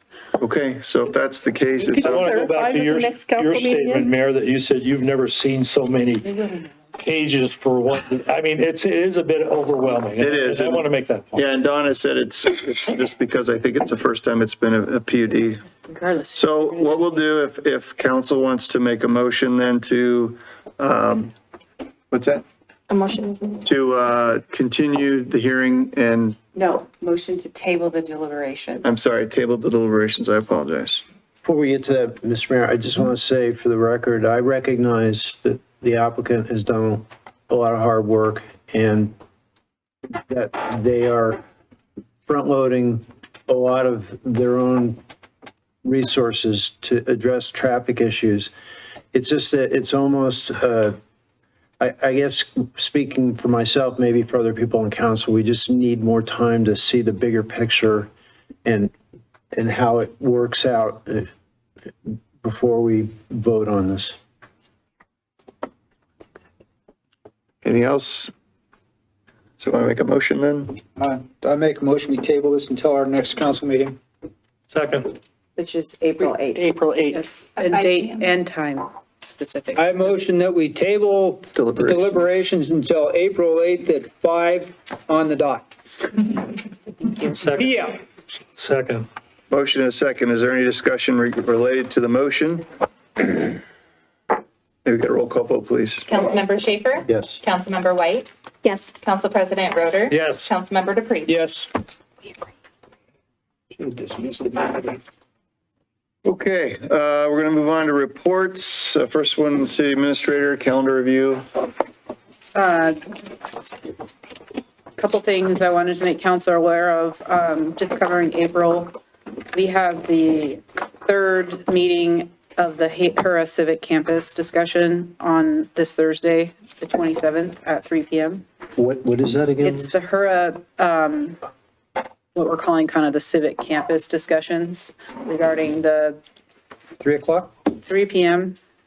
Regarding the property along Government Way, along Orchard, and then the city park, McIntyre Park. That's 3, 3 p.m. this Thursday. for all, It's an open public meeting. Oh, HURA is okay. holding the heat meeting and just making you aware of it. okay. There is the Crawford Park ribbon cutting. I didn't write the date down. We have that. It's at 4 p.m. I don't know. It's on the 9th of April. Ninth. At At 4 p.m. the P&Z Council Workshop with SCJ regarding the comp plan is scheduled right now for April 7th at 5:30 p.m. So we're asking for council to come and make it a joint. It is a joint workshop, so It's a joint workshop. P&Z and council workshop on the comp plan with SCJ. And that is April 7th at 5:30. 5:30. Okay. Just a couple, just updates. The Ramsey Road project has started.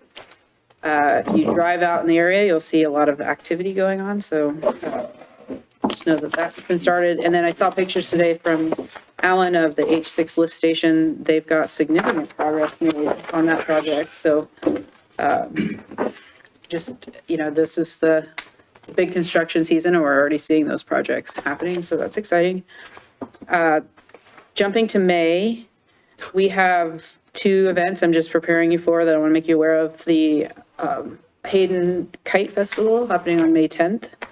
It's from noon to 2:30 at Broadmoor Park. So there are some details on Facebook that were posted. And then the 26th is the Memorial Day ceremonies, so just making you aware of that ahead of time. Time? You'll have to look at the Facebook 11 post with the o'clock. details. I don't have them written down. And then I just wanted to make sure council knew that progress on the dissolution is happening. They had the second attorney meeting since our February joint meeting. They had that last Thursday. Things are moving along. We are working through some of the pinch points, we'll call them, and hoping that we'll hear back from the district about where they stand on those. So we hopefully back before you guys soon with some hopeful ideas of where we'll land on that. So that's all I had, unless there's questions. Thank you, Lisa. Could I add that, based on the last meeting and the presentation on traffic, with the support of additional staff in Public Works, they took on the task of putting on traffic information on our website, which is also linked to our Facebook page in response to the request from council. Thank you. I've noticed that. There you go. We are definitely four-wheel driving it, as I mentioned. Okay, moving on to law enforcement, Lieutenant. Good evening. Thank you for staying. Thanks for keeping us safe. As you see, you have your stats in there for February. I know Councilman DePriest, last month you asked of some specific locations for some traffic accidents, and I have some of those for the 36 that we had in February, and the majority of those were, 4 of them were at the Walmart area there. There were 3 of them at Hayden and Hutter, and then there were 3 at Prairie and Atlas. So those are the top. Thank you. Top intersections there. You'll see here that there's another robbery. That kind of was a road rage incident that ended up in the Safeway store there that turned into citizens pepper spraying each other and fighting. And anyway, that it wasn't necessarily a robbery. It was more of a road rage.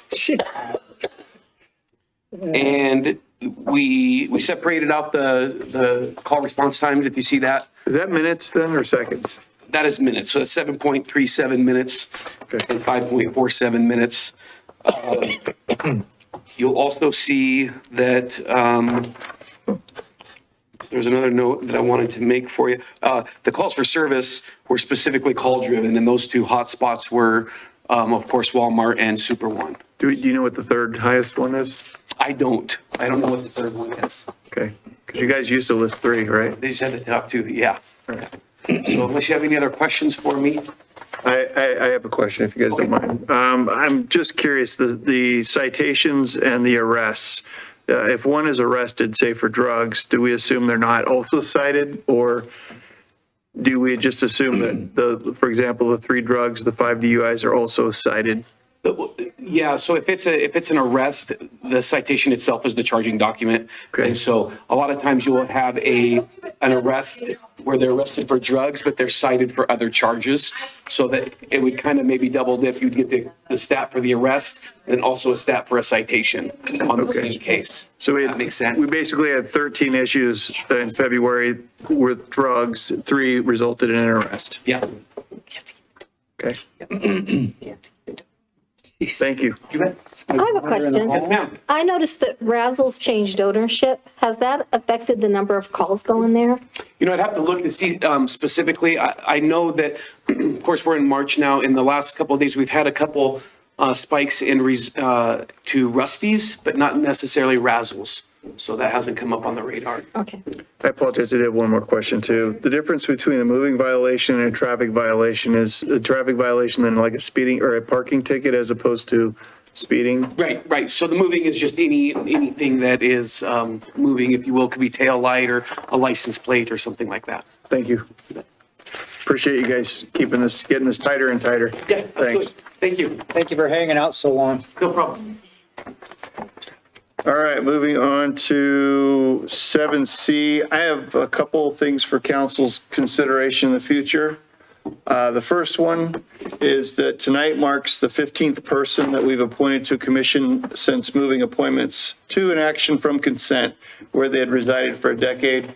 I'd like to continue providing council each nominee a week or more ahead of advising and consenting, but place the appointments back on the consent calendar. In each of the 15 persons' appointments, not a single discussion had been had. I've done my best to establish trust with each appointment and will appreciate council's good faith rendered. Tom, what is your thoughts? I was working left to right. Oh, okay. You're not singling me out for this. Nope. It's on the end, sorry. I really appreciated that you've given us the resumes or the applications ahead of time. I've actually read them and done some research where it was appropriate. And I know that I can come to you if I have a concern. So at this point, I have no objections to your proposal. Okay, Ed? I have no problem with it. Again, it's a matter of communicating. People, I appreciate the ability to communicate with you before the meeting and have the discussions to placement, so I have no problem. Sandy? Could you reword the proposal, please? What I'm saying is that to continue giving you a prospective commissioner a week or more out, but then in return, stick them back on consent so we don't have to go through them as an individual item. We've done 15 of them and there has not been a single conversation. So I'm hoping the trust that's been built here, we can just throw these people back on consent where they've been for a decade prior to 6 months ago. I prefer the way we're doing it, but that's just me. Thank you. I'm fine with your proposal. So then I guess my follow-up is if I put them back on consent, are you guys just going to rip them out? Because I don't want to do the back and forth thing. I don't plan to. I mean, it's like I said, we have the opportunity to talk with you before and get all the information before, so I don't see the need to pull them off if we talk to you. All right, we'll try it. We'll see what happens. The second thing, then thank you for that. Second, Matt has requested that we consider reinstituting open discussion or agenda to each meeting. To be transparent with you, I removed open discussions a couple of meetings ago for basically 3 reasons. One, there's an effort underfoot by some politically connected members of the public to force our meeting into adopt formal rules. I prefer just being respectful with everybody, letting everybody talk, and maintaining your right to speak. Balance, of course, that we use the dais to not bring up social media comments or bring up things that aren't related to the meeting. So be aware of that. Second, some of council's prepared remarks, your intentions aside, have impaired our ability to negotiate contracts before they get brought to council. And lastly, it's my responsibility and not my personal preference to run our meeting organized and keep us afoul of violating open meeting law. So now that you understand the premise behind my action, what are your thoughts with restoring open discussion? Matt, you want to start? Yeah, we've had roundtables for the last 9 years that I've been on city council. Yep. And sometimes things just pop up either during the meeting or you think about, and I like the ability to be able to make a point. And it's not an action item. We're not taking action on them. Right. But it also was used to bring up a potential agenda item for the future. So I want to make sure that we preserve that ability to ask for an agenda item to be discussed, but also just have a make a point. And I mean, it can go, there's a big, what's it called? A big distance of what you could make in a point, that, and so I like to preserve the roundtable. Okay, did you understand the reasons though why I yanked I it? heard you. Okay.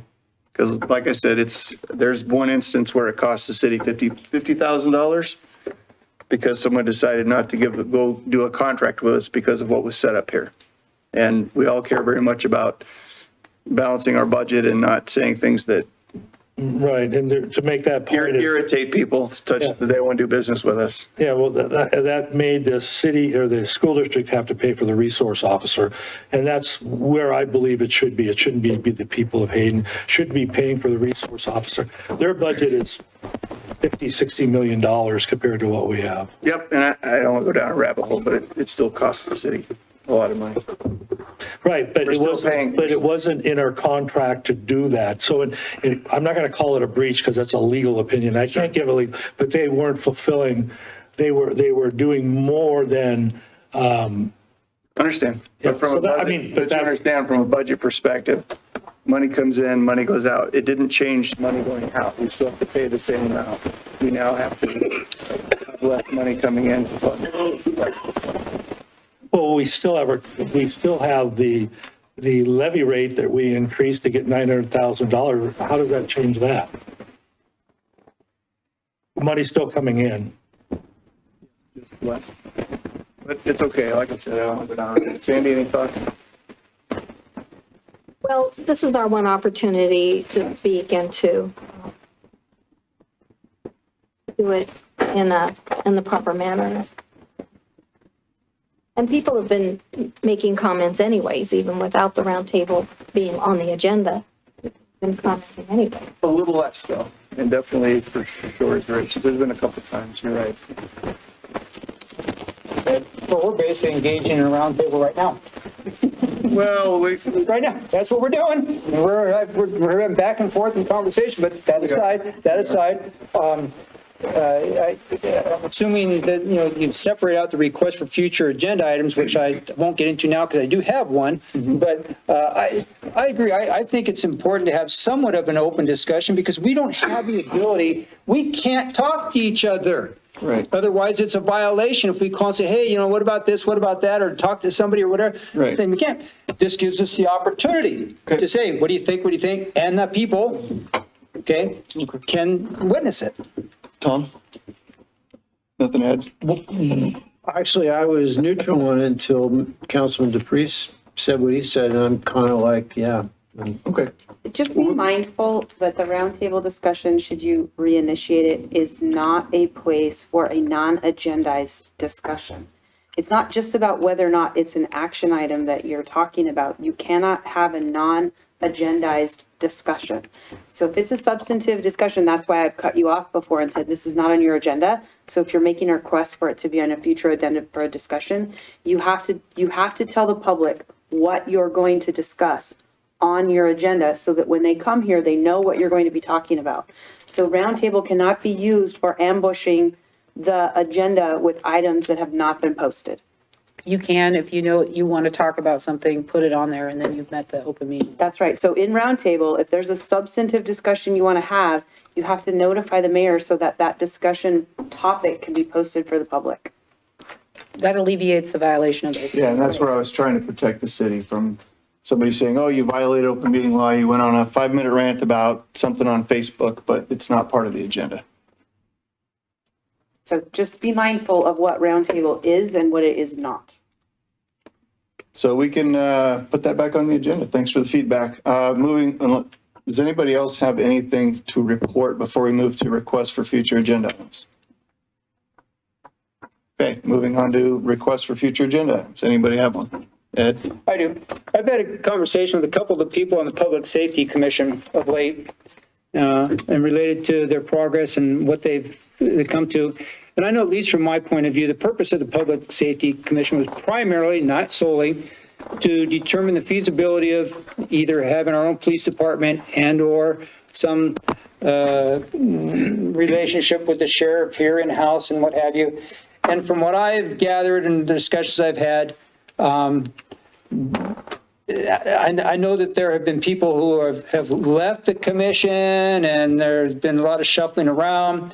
And it's been expressed to me that there's really kind of a, what's the word I want to look at for a frustration, or they've kind of felt like, okay, we've looked at the feasibility, not going to happen with the police department. Going to be very expensive to bring a lieutenant or sheriff level person in here. And I guess my real question is an agenda item or a workshop or something, maybe even bring the public safety people in saying, have they met the purpose that they primarily intended for? And maybe, I don't want to use the word disband, but many of them are getting, at least that I've talked to, have indicated that, hey, okay, we did this, now what? So I think as an agenda item for that type of discussion, maybe. I'm not sure what your agenda item is. I just discuss the ongoing usefulness of the ongoing, yeah, that's a good one. The ongoing usefulness of the Public Safety Commission. That's interesting. I think the Public Safety Commission's done a fabulous job. I do too. Giving council feedback on how our contract's done up, on tracking deputy movements, probably a good half a dozen things. So, but they have, but again, the couple have left. Okay, and there's been some shuffling and some. I've had. So be careful not to move into this being the discussion. Okay. Okay. Yeah. I've had indication from them that they're kind of going, okay, so I think needs to be discussed. So we can tee this up correctly. Could you, so that I can understand, what exactly are we looking for an outcome or a decision point on? So if we have the agenda item that says discuss Public Safety Commission, what? What's the end that you guys are looking to do? Well, the usefulness or feasibility of continuing, and what their future charge will be, you know? Are they meeting quarterly now, or, you know, is that what it's gone down to now? Maybe, I'm not saying that's part of the discussion, because some of them, I don't know, I just get the feeling like the people that I've talked to feel like, you know, they aren't as excited about it as they were initially.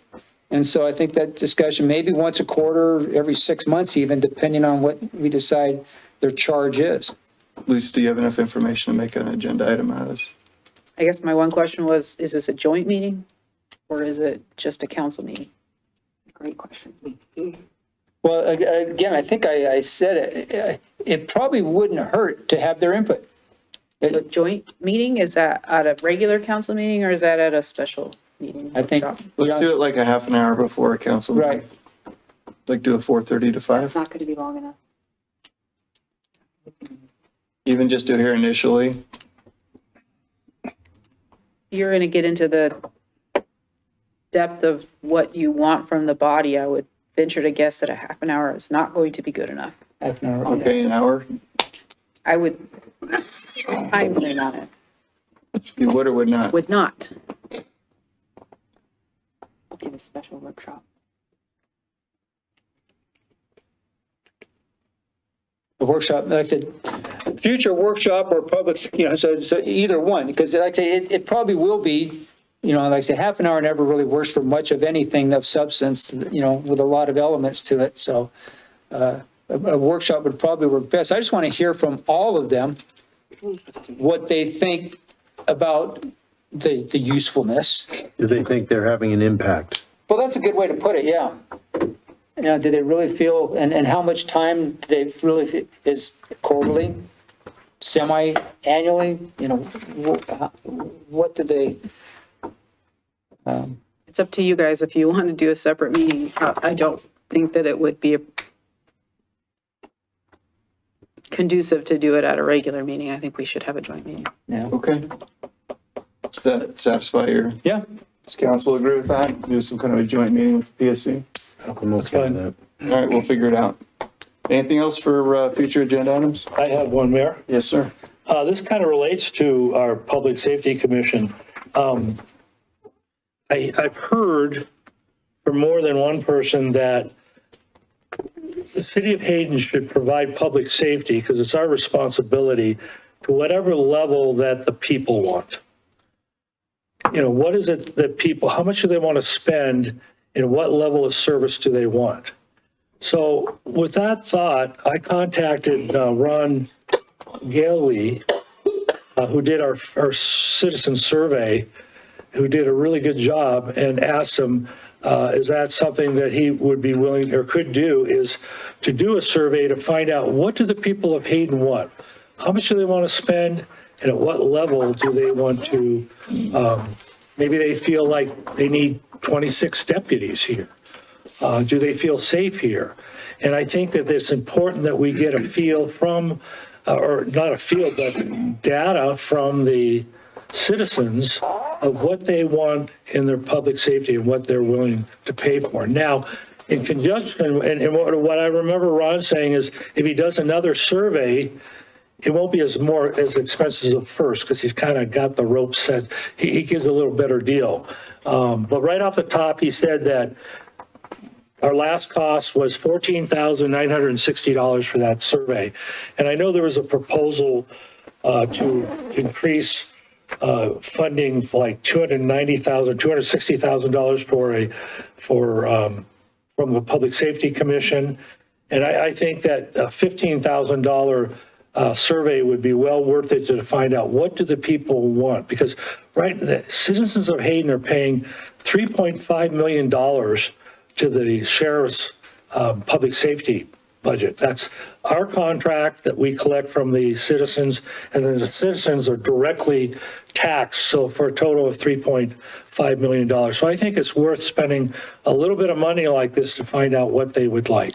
Okay, we can put that on the agenda for the discussion. Anything else for the future agenda? Yeah, I was wondering if we could address the concerns of Mr. Drexler, who came tonight and gave public comment, if we could address the traffic issues and the noise issues in Rockingham neighborhood. So I think as far as the noise, we would have to have a workshop to go over code because that's managed by code, right? Correct, and Mr. Drexler is correct. Planning and zoning did review his suggested changes as well as others, and basically came back with their recommendation was to not proceed with code amendments at their workshop. I would be more than happy to bring that same information forward to council at a workshop, if so directed. So does council want to see the logic behind planning and zoning's decision and have Donna present? I guess I would, yeah. Yes, please. Yeah. All right. When did P and Z do that?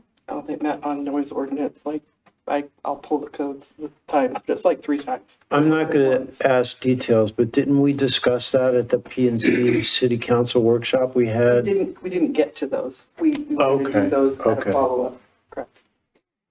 They were presented, that information was presented, council does have it. Okay, is there anything else? All right, could entertain a motion to adjourn? So moved. We're done.